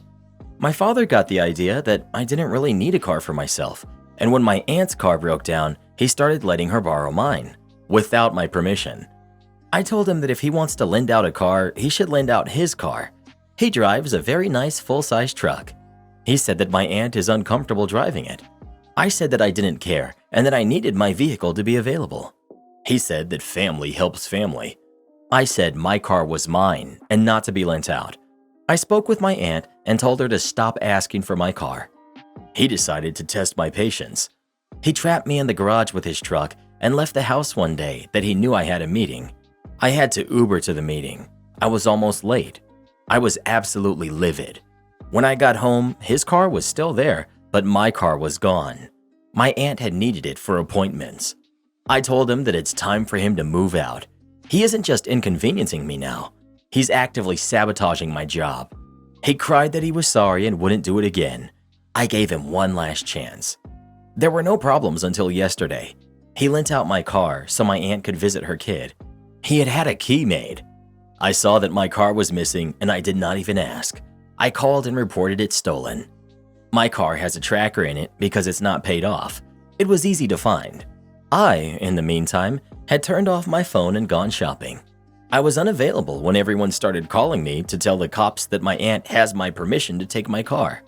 I feel bad for wasting the cops' time, and my family says that my aunt was traumatized. My dad is moving in with her now. I did drop the charges and clear everything up, but my family is still mad at me. I'm mostly mad at my father, but my aunt bore the brunt. Not the jerk. Your aunt knowingly took your car without your permission. That is your car, not your father's. I had to laugh at family helps family. Hello, you're putting your dad up and taking care of his affairs. He meant, OP, I get to decide what you do with your possessions, even when you tell me no. Your father said he was sorry and wouldn't do it again. You set up a very simple boundary. He broke it again. So what else were you supposed to think when your car is vanished? You've already played it his way. Wait until the car is returned, then listen to him say he won't do it again. But then he does it again. Rinse and repeat. Frankly, I think you did the right thing. Your aunt is not innocent here. You told her not to use your car. Why can't she Uber to her appointments? Her schedule is not your responsibility. Now you have your car and your dad is moving in with her. I'd say that's a win-win. You've done way more than your share. Info. Do you think your aunt will now somehow find it within herself to drive your dad's truck and not feel uncomfortable now that it's her only option? Am I the jerk for telling my fiance's family that he's unemployed after they kept implying that I was a gold digger? So my fiance, male 33, comes from a well-off family. I, female 29, come from a working class family. My fiance's family are nice, but they can't help throwing comments at me about how I might be a gold digger. For example, if he buys me something, they'll go, "Oh, Jason bought you that? You know what this looks like, right?" Or, "Wait, Jason paid for this? Only gold diggers make their partners pay for their stuff all the time, just saying." It's so demeaning, and my fiance does nothing to stop it, especially now that he's in a bad place in life after he lost his job. And since he's keeping it secret then, I'm the one paying for everything. This has been going on for 4 months. Last week, his parents invited us for dinner, and he insisted that we go, so we went. At the dinner table, his mom grabbed my hand, literally while I was eating, and looked at my bracelet and went, "Oh, this bracelet looks really nice. Did Jason pay for it?" I nodded and reminded her that he bought it for me as a birthday gift last year. She was like, "Wonder how much it cost." Then she leaned back and said, "You know, I remember when my brother was dating this gold digger woman. She'd receive expensive stuff like this," pointing to my bracelet, "like this bracelet right here for her birthdays." I was stunned. I cut her off and asked if she meant to say that I was a gold digger. She threw her hands up and went, "I mean, if the shoe fits," while laughing awkwardly. Silence took over. I looked at my fiance and he shook his head at me like, "What?" I snapped. I told her it was bold of her to imply I was a gold digger when I'm literally providing for her unemployed son and have been for 4 months now. They all looked shocked. She glanced at me in shock, and his dad asked if it was true, and my fiance just froze but looked so angry. An argument ensued, and dinner was cut short, and we had to leave after they started going off on him. He had a huge rage fit in the car, just yelling and lashing out at me. In my defense, I said that he sat by and let his mom continuously imply that I was a gold digger, but he said that they never outright called me a gold digger, so it was all in my head. He said I still had no right to take advantage of his unfortunate circumstance, to get back at his mom and expose him to the family. His parents went on about how disappointed they were, and now as a result, he got disinvited from Thanksgiving. He blew up at me because of it this morning and kept saying I did him over so badly when he was just an innocent bystander. Not the jerk. I think you should uninvite your fiancé from the wedding. He doesn't have your back. He's willing to lie to his family for months to protect his reputation. He's going to be willing to lie to you too. And this won't be the last time he blames you for the faults and actions of himself and others. Seriously, don't walk down that aisle. He's more than willing to have you be the bad guy, and not once has he tried to fix their perspective of you. Instead, he keeps it that way because it makes him seem better than you. If you have a baby with him, guess what? You're the gold digger that baby trapped him. Do you really want to listen to that? Am I the jerk for evicting him and his 13-year-old daughter? My boyfriend, who's 34, of 3 years just moved into my 32 female 3-bedroom home 5 months ago. This home has been in my family for the past 70 years. I have a 5-year-old son, and my boyfriend has a 13-year-old daughter. I made sure I moved all of my stuff out of my office and put it in the loft so she could have her own bedroom. I think it was about a month into him living here that his daughter wanted to move in with us full-time, as she doesn't have her own bedroom at her mom's. I was completely fine with this. Anyways, I started running into a lot of problems not even a week after she moved in full-time. She became really entitled and demanding, like demanding that my son trade rooms with her because it has a bigger closet, and pitched a fit when I said no. Or demanding we buy her expensive clothes or makeup because I'm a real estate agent and I have loads of money.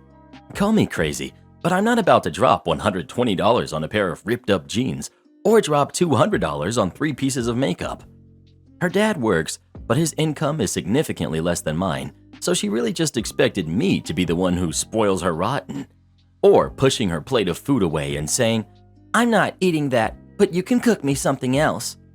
I can deal with her childish tantrums and slamming doors, but she has now started to put holes in my walls, and my boyfriend makes excuses saying he used to do the same thing and she will grow out of it. She torments my son. If he says anything to her, she literally always responds with, "Oh, you're talking to me? Swap rooms with me and I will think about responding." Her dad literally never attempts to correct her behavior, and I'm told I'm being too harsh if I do. The tip of the mountain for me here was 2 weeks ago. There was a foul smell coming from her room, so I asked her to clean it because you couldn't see the floor. She said, no, it's my room, so I don't see why you have any say on how I treat my personal space." Her father actually agreed with her. 3 days later, the smell had become so bad that I lost it. I told her to clean it or she was moving out. This was after I saw at least 6 used personal hygiene products thrown throughout her room, as well as half-eaten food and moldy drink cups. She starts crying and saying I'm treating her like she is Cinderella and I'm acting like an evil stepmom. I told my boyfriend either he handles it or they're both gone. He clearly didn't believe me because he told me that I needed to lighten up because his daughter is having a rough time transitioning and being away from her mom. I gave it a week. Nothing changed. I went and got an eviction notice drawn up and gave them 30 days to vacate my property and told him he's lucky I'm not suing for damages. He says I'm the jerk for throwing away 3 years because I can't handle not having my own way. Am I the jerk? Not the jerk. Oh heck no. He's a bad father for letting his daughter behave that way and then getting angry at you for putting your foot down on her greedy and disgusting behavior. Yeah, bye. Like father, like daughter. You're definitely not the jerk here. I don't know why you would think otherwise. So what if she has to share a room with a sibling when she moves back in with her mom? It's not like she's homeless. I mean, I feel like maybe she'd benefit from therapy and learning some empathy, but this is so beyond the pale for a parent to deal with, especially when she's allowed to get away with it. In addition, this type of behavior is something your son should not be witnessing, let alone be around someone so out of control they're putting holes in your home and making at least one room a near biohazard. I'd also be worried about how your now ex-boyfriend would treat your son. Not the jerk. He's not parenting her. A parent steps in and protects both kids, and he's allowing his daughter to mistreat what would have been a sibling. That's not remotely acceptable, let alone the amount of disregard this child has for any authority figure.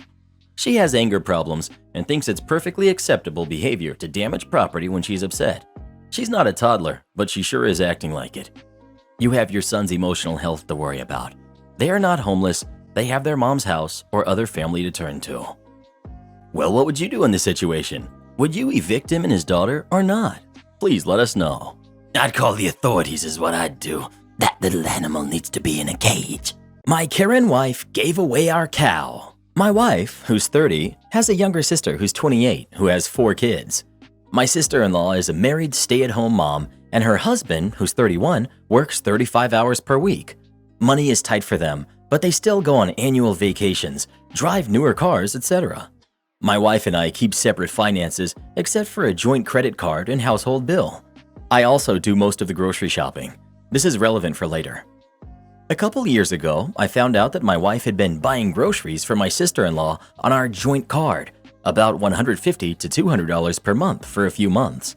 She said that her sister had come to her saying that they were tight on money and that she needed help feeding their kids. This is about a month after they had just gotten back from one of their most recent vacations to Mexico. I told my wife in no uncertain terms that I am not supporting their family. She argued with me, saying that we could more than afford it. I replied that I don't care if she wanted to support them, but that's her business. My wife stopped buying them groceries on our joint card after, but I'm sure she told her sister about it because sister-in-law has been standoffish since. In the last few months, grocery costs have been increasing thanks to inflation. As a cost-saving measure, I bought a whole cow for about $4,000, which works out to about $9 per pound and will last us more than a year, and my wife and I split the cost. Yesterday, I went to the freezer to pull some steaks and saw the amount of beef was visibly lower. I checked our security cameras and saw my wife leaving the house with a big box. I texted her demanding to know if she had taken a bunch of meat to sister-in-law, and she replied yes. I grabbed sister-in-law's keys, we have a copy, drove to their house, knocked on her door, and when sister-in-law answered, I told her that I was taking back what my wife brought over. Sister-in-law protested, saying that I was taking food out of her kids' mouths, but I said I don't care. She already had one roast in the oven. I went to their freezer and they had about 40 to 50 pounds of ground beef, steaks, and roasts from our cow, including a couple prime rib roasts. I grabbed it all except the roast that was in the oven and I drove home. My wife yelled at me, saying she couldn't believe how selfish I was and that sister-in-law called her crying. She also said that she paid for half of it and so she could do whatever she liked with it. I yelled back, saying, "You don't get to decide to give away anything that we pay for together," and said that she acted like a sneaky thief for doing it behind my back. My wife is still angry at me and says until I apologize to her sister, return the meat that I took back, and apologize for calling her a thief, she won't even speak to me. I may be the jerk because my wife pays half the groceries. I think your sister-in-law is lying to your wife. They take vacations. How does your wife not see that she is playing her? Next, if she really is hurting for food, then there is help out there. Not the jerk, but you shouldn't have called your wife a thief. She was in her mind helping. His wife is stealing from his family. She is a thief. It's her family too. Then she shouldn't eat anything at home since she's giving away her share of it. If she wants to help that much, use her money. OP said they have separate finances, not with the household. Being charitable with someone else's money is so much easier. Not the jerk, but at this point, I would get another fridge and lock it with my own food and go separate on groceries as well. Not the jerk. I would have done the same thing you did. Your wife can only be upset with herself for doing what she did. Your sister-in-law is obviously not hurting for money as much as she says she is. She's just trying to take advantage of you to save some money for stupid things probably. Not the jerk. Both of you paid for it. It is assumed that it was going to be used to feed your family. OP's wife is free, of course, to help her sister, but she should not force OP to do it too. She forced him to do it when she took something both of them had paid for and gave it away. If she wants to help her, which is perfectly understandable, she should do it out of her own money, not with the joint bank account. If wife wants OP's help as well in this issue, she can try to convince him to chip in, but OP is free to say no as well. Well, who do you think is the jerk? OP or his wife? Please let us know. Never let anyone use you for your money. If you do, the only person you have to blame is yourself. 10,000 steps a day or else. Years ago, long before smartphones or Fitbits, a coworker of mine, Bob, had a relatively mild heart attack. We joked in secret that it was caused by his wife, but the other secret is we weren't really joking. She was awful. She was just an intolerable person and no one liked her. I'm pretty sure Bob didn't like his own wife. If he did, it was probably Stockholm Syndrome. At any rate, when Bob returned to work, he returned with a pedometer clipped to his belt. Every day, Bob would walk as much as he could when he wasn't pinned down at his desk, but he was suffering and his work was suffering. As his supervisor at the time, I figured he was struggling with his recovery, so we just moved a lot of his work to others and left him with the cases he specialized in. That worked for everyone because those cases drove others nuts and he was a whiz at them. His other work was comparatively easy. However, at the end of his first full week back, the issue became more clear. I overheard Bob's wife going off on him in the parking lot because he didn't meet half of his steps goal. Turns out, the pedometer didn't come from his doctor, it came from his wife. She was demanding that Bob increase his current around 4,200 steps a day to somehow 10,000 steps a day. This will read at least 10,000 at the end of every workday, or it'll be your head, were her words. Now, Bob was a tall guy with a long stride, so she was somehow expecting him to fit in over 6 miles of walking during his workday while recovering. But you know, since he had had a heart attack, maybe she was just looking out for him, right? Nope. His doctor had actually cautioned him against overdoing it. He was only supposed to be walking 1.5 miles a day and not all at once. But his wife wasn't having it. She demanded more, and he tried, but wasn't doing so well. After another week of this and another chewing out in the parking lot, we developed a plan. Bob's pedometer just sat on the corner of his desk while he was working. If anyone had to walk down the hall or to the other building, they'd grab the pedometer on their way out of the office. Bob did have to tolerate another couple of chewings because we ramped him up to 10,000 steps instead of just jumping straight there. We figured that would be suspicious otherwise. In the end, Bob got his 10,000 steps every day. Well, Bob's pedometer registered over 10,000 steps every day, and almost 1/3 of them were actually his steps. Bob was overjoyed to have the help, and we were all willing to keep the secret because we were frightened of her turning on us. Teamwork makes the dream work. Am I the jerk for asking for a morning off for my baby on the weekends? My wife and I have a 6-month-old baby girl. She's mostly a stay-at-home mom. She works 2 half-days a week, and her sister watches the baby. I work full-time and go to school 1 day a week. We've always had an arrangement where she takes care of the household duties, cooking, cleaning, and now baby care, while I happily support her monetarily. Honestly, we're both living our dream life, and my wife does an absolutely spectacular job taking care of me and our little one. On the weekends, we share baby duty. We usually make sure each of us gets our own alone time to do whatever we want.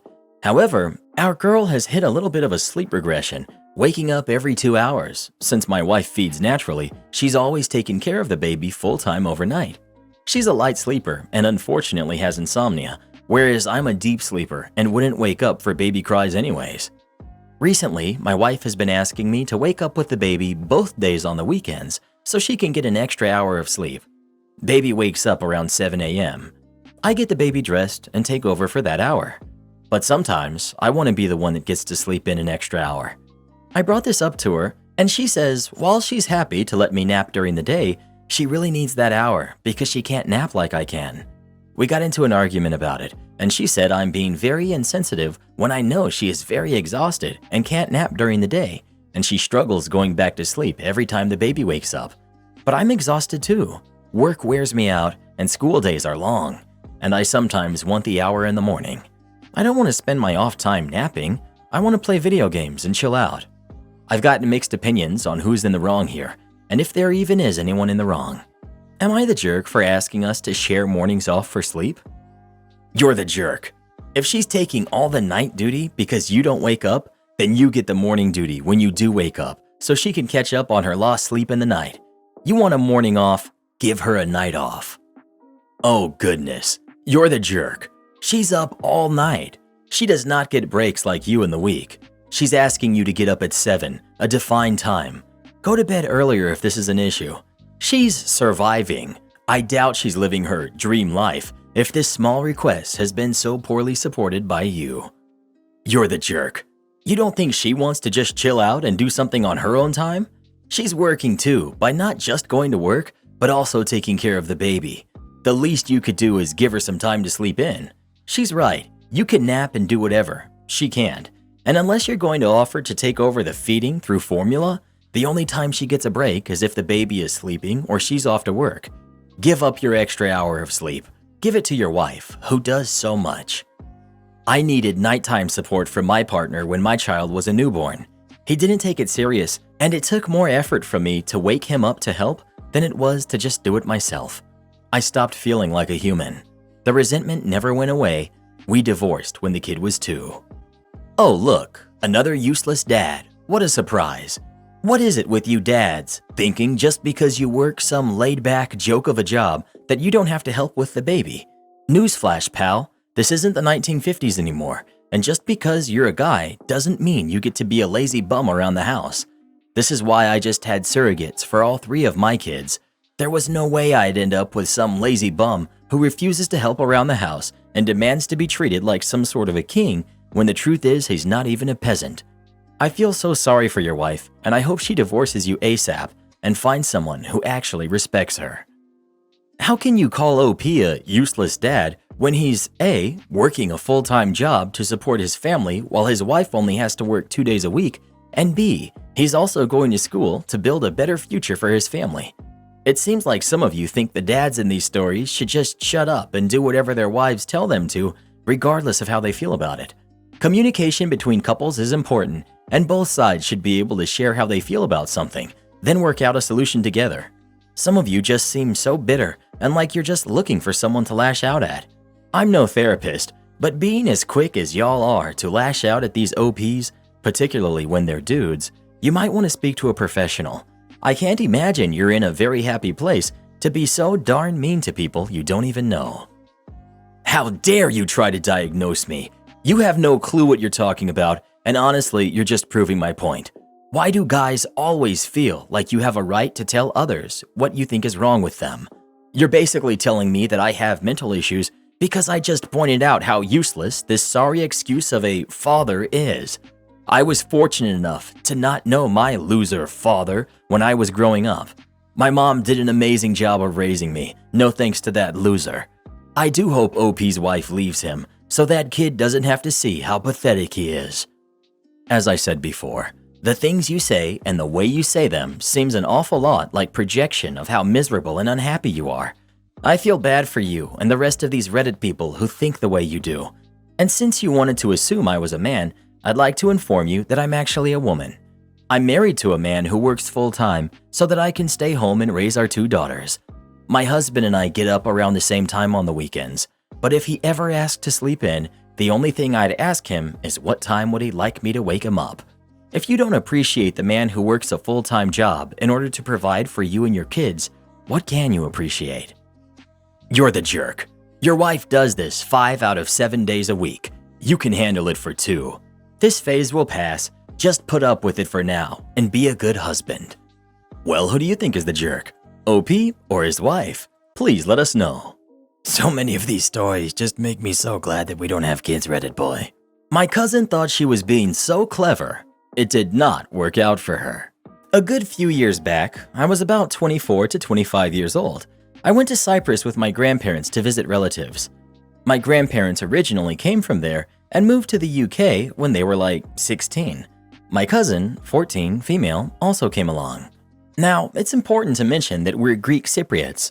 Certain things are expected when we visit relatives, such as helping out with things if we can, and offering our help for whatever our host might be doing. It's also worth mentioning that I have a sight problem, but I'm extremely independent in spite of it. So we were visiting relatives, and every time I offered to help out, either taking dishes into the kitchen, bringing them out of the kitchen, washing up, even getting a glass of water, I kept being told to sit down, they could handle it. I didn't understand why, as I'm perfectly capable.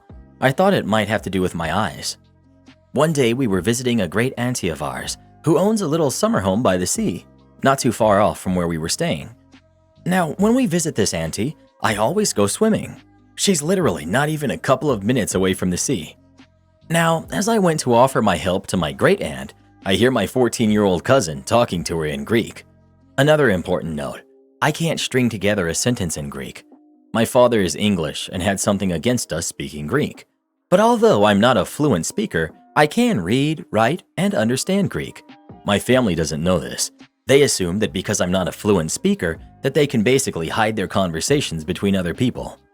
My cousin was telling my great aunt how clumsy I am, how stupid I am, how I'm a little soft in the head. She was saying it in Greek. She thought I couldn't understand her, but I knew exactly what she was saying. Even if I couldn't string sentences together myself, I knew what she was saying about me.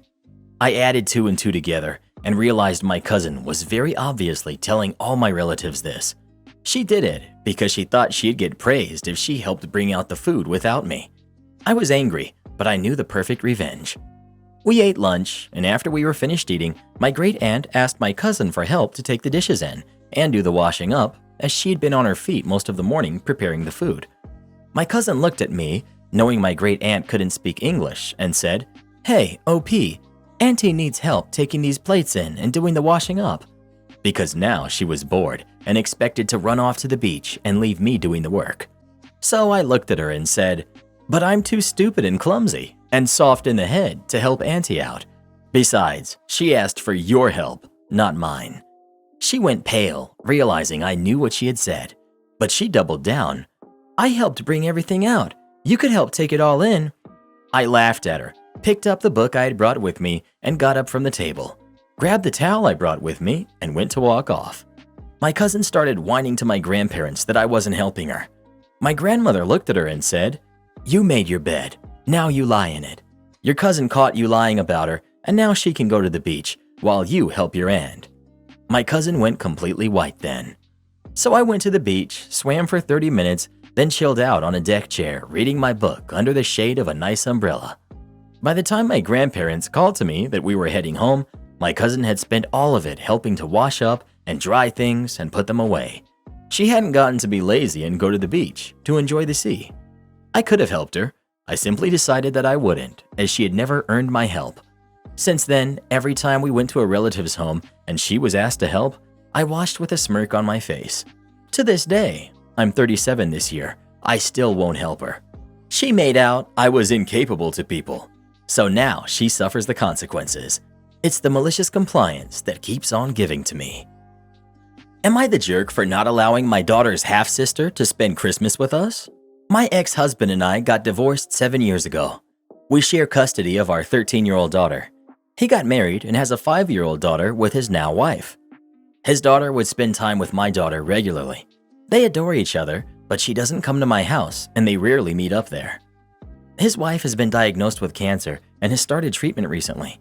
The other day, he came to drop our daughter off and asked to speak to me. He talked about his wife's circumstances then, how his family won't be able to have a Christmas celebration this year. He said it wasn't fair for his daughter and asked if I could include her in my family celebration. He pointed out how the girls will have a great time together bonding and making memories. But I said I was sorry, but my family's traditional celebration is a sacred thing, and I do not feel comfortable including anyone else. Plus, it would be awkward having her in my home. He said that his daughter may not be family to me, but she sure is to her half-sister. He asked me to stop and think about what's best for the kids here. I suggested he take his daughter to spend Christmas with her grandparents. He said his parents and him are no contact, and tried to cut the conversation short, but he stopped me and started going on about how cruel it was for me to decline to include his daughter, who's already having a hard time adjusting. I saw that he was beginning to cry, so I stepped back and said I was no longer feeling comfortable having this conversation. I asked him to leave, and he did, but still texted me asking me to agree to let his daughter come spend Christmas, even offered that he stays away if that'll make me less uncomfortable. I said no, and now he's calling me selfish and unfeeling. A point worth mentioning here is that my family is going to attend, and they said that they too will not feel comfortable in this situation, thus I said it would be awkward. Not the jerk. That child doesn't know you or your extended family, only your daughter. This could be her last Christmas with her mom, and he's wanting to take that away from her. Even if it's just the three of them in pajamas eating cookies all day. He's the jerk. Not the jerk. Why can't she spend Christmas with her mom? If it ends up being terminal, wouldn't it be better to be with her mom and dad than with her dad's ex-wife's family? Why does he want his 5-year-old to spend an important holiday with people who don't have a relationship with her except for her sister? Very weird. Not the jerk. I don't understand why exactly his daughter would have a better time at your house instead of with her father. Like, just because they're not having a Christmas celebration doesn't mean they can't spend time together. This sounds really fishy to me. Not the jerk. Don't do it, sis. Not your monkeys, not your circus. It's not your fault they're going through this, so please don't feel bad. Before you know it, he'll be trying to pawn his kid off on you when you owe him nothing. Tell this loser if he needs a daycare, you'll email a few places to him that have good ratings. So sick of these men trying to pawn off their kids on us because they're unfit to be parents. Well, who do you think is the jerk? OP or her ex? Please let us know. People suck, bro. People really suck. Am I the jerk for telling my girlfriend she should give up on seafood because I'm allergic to it? I, 27 male, am allergic to seafood. Unfortunately, my girlfriend, who's 25, adores it. Ever since we got together, about 3 years, she's made an effort to eat it as less as possible, which I appreciate. However, I wish she would completely stop, to be honest. The other day, she went out with her friends to a restaurant. When she got back home, I tried to kiss her, but she stopped me and told me that she just ate seafood. I got a bit disappointed because I was looking forward to spending some time with her, and I told her as much. And then I said that maybe it would be better if she'd just give up on seafood altogether. I know she likes it, but sometimes it can be an inconvenience to me, and I feel like she should be willing to give up on such a small thing for us. She got upset about my request and said that she loves me, but that she's sorry because she's not giving up on eating it, and that lowering the amount of time she does it was already enough. Her family eats seafood often, and she grew up eating a lot of it, so I kinda get why it would be hard for her to give up on it, but I think that if she cared enough, she'd be willing to do it. So, am I the jerk? Come on, you're not even trying. Of course you're the jerk. It can be an inconvenience to you. Someone call a wambulance. You're the jerk. A whole food group isn't a small thing. This is crazy controlling. Not about love. Love was her stopping you from kissing her. Love is realizing she gets to enjoy certain food sometimes, even when it's inconvenient for you. If you cared enough, you'd be willing to continue the working compromise of her eating it without you. If she cared enough, she would be willing to do it? That's a toxic mentality. If you cared enough, you would be willing to not kiss a couple of nights per year. You're the jerk. You're the jerk. This is coming from someone with severe shellfish and seafood allergies. My husband still eats seafood. He lets me know he did, and I would never ask him to give up a food group or food he loves. It's not her job, even if you were married, to control your allergies. She told you she had seafood. It's not like she's eating it and kissing you. Your allergies or mine do not dictate anyone else's diet. Not the jerk. Unpopular opinion, obviously, but my boyfriend is allergic to peanuts. So once we got serious, I stopped eating peanut butter, which I ate a ton of before we got together. What everyone here is missing is that if you love someone that could be seriously hurt by you eating a certain type of food, you should want to stop eating it because it could put them in serious danger. Why do I feel like if OP was a girl who wanted her boyfriend to stop eating something she was deathly allergic to, you all would be singing a completely different song? OP, regardless of all these people insulting you, I just want to let you know there are girls out there who would actually put your safety above their desire to eat a certain type of food. Best advice I can give you is to see this as the red flag that it is and end things ASAP. You can find someone who will love you the way you deserve to be loved. Am I the jerk for threatening my husband to stop paying for him if he helped his sister? I, 34 female, have been married to my husband, 33 male, for 6 years now. We have 2 kids who are 4 and 1.5. I come from money and also make about 10 times what my husband does.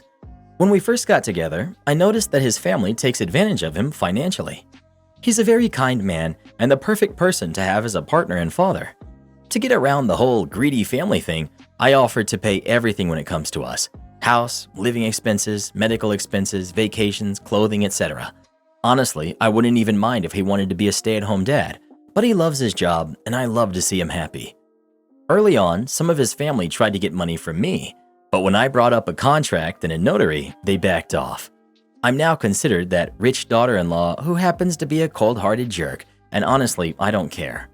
My husband's whole salary ends up going to his family, paying almost everything for his parents. Somehow, one of his siblings is always in an emergency, or a cousin needs help with their business, even though they're all firmly middle class with good jobs. Before anyone asks, when it is a true emergency, I always give money with no expectation of getting paid back. Now to the situation. We're visiting his family for Thanksgiving. We thought it better to go a few days earlier. They live in a mountain town. It's gorgeous this time of year.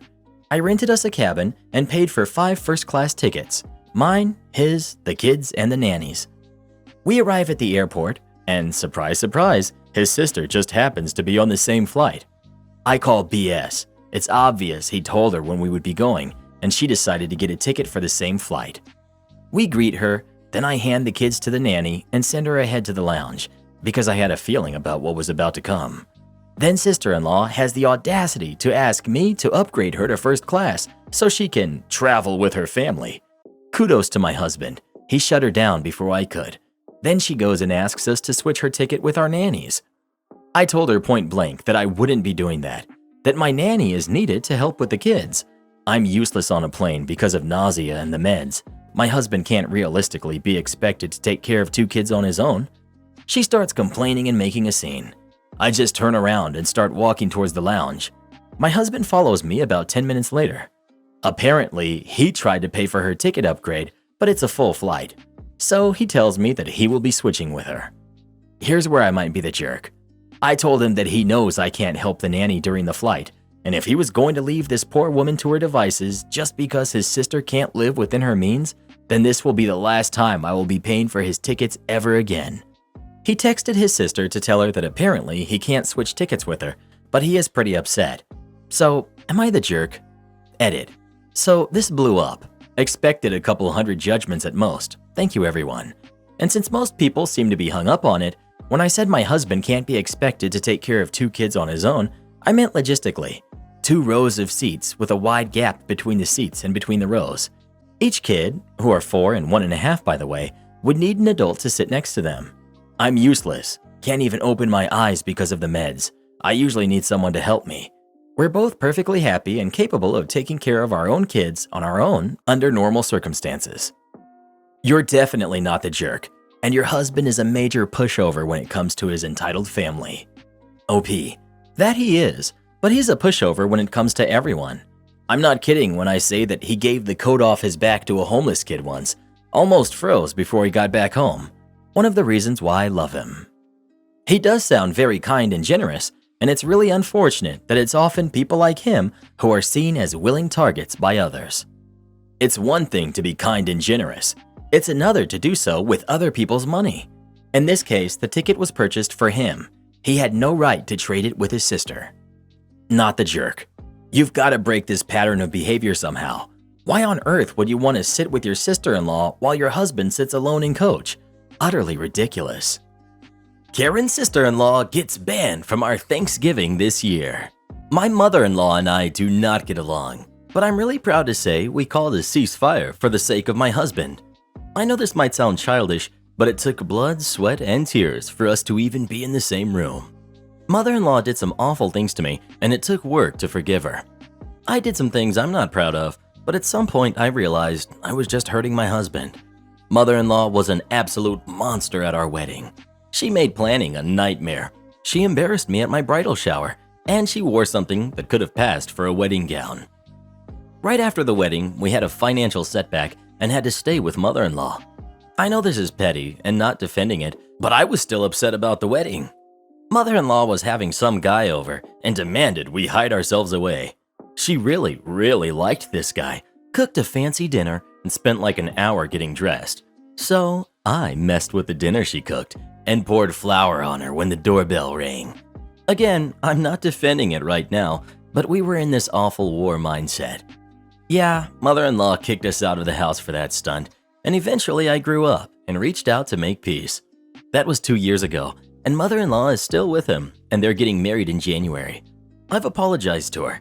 She's never going to apologize to me, but we've made our peace. We bought our first house recently and had a large dinner party. Also, I'm hosting Thanksgiving this year. Mother-in-law said I can have it because it's the worst holiday, but hey, it's a start. Everyone knows how excited I am about finally having a house to host in. At the dinner party, mother-in-law was getting a lot of attention for being engaged and people wanting wedding details, and sister-in-law decided to give a toast about how she knew her future stepfather was the right guy because he stuck around after that incident, and she told everyone about it in detail. And he calmed mother-in-law down and made her dinner while she washed the flour off. I get sister-in-law's point, but it was humiliating. Also, it paints an unfair picture because she left out all the crap mother-in-law has done to me. Most of my guests were horrified. This was supposed to be a nice adult evening, and she's bringing up how immature I was right out of college. Mother-in-law laughed. Father-in-law laughed because he is her ex and loves the flower story, but everyone else was in shock, and it made the vibe really weird. I called sister-in-law out after the party, and she laughed and said it was a funny story. I told her it was humiliating, and she said, well, it was true. I said, as of right now, she's banned from the house because she disrespected me in my own house. This means Thanksgiving since it's coming up.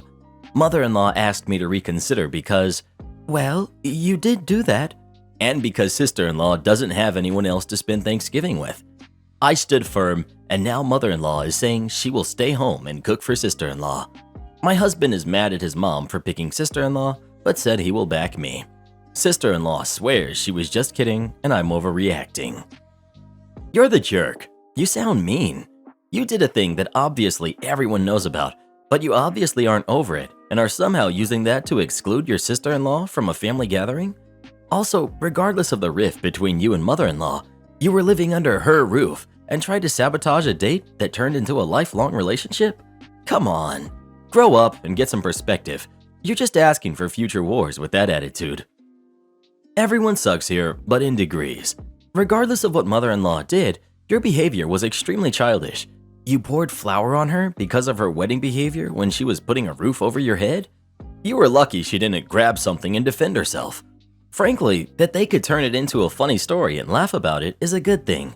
Instead, they could still be telling people what an awful jerk your husband married. It's embarrassing, yes, and sister-in-law was not thoughtful to repeat it, but banning her from the holiday table was overdoing it. Of course mom is going to celebrate the holiday with her daughter since you banned her. Your husband shouldn't be surprised, neither should you.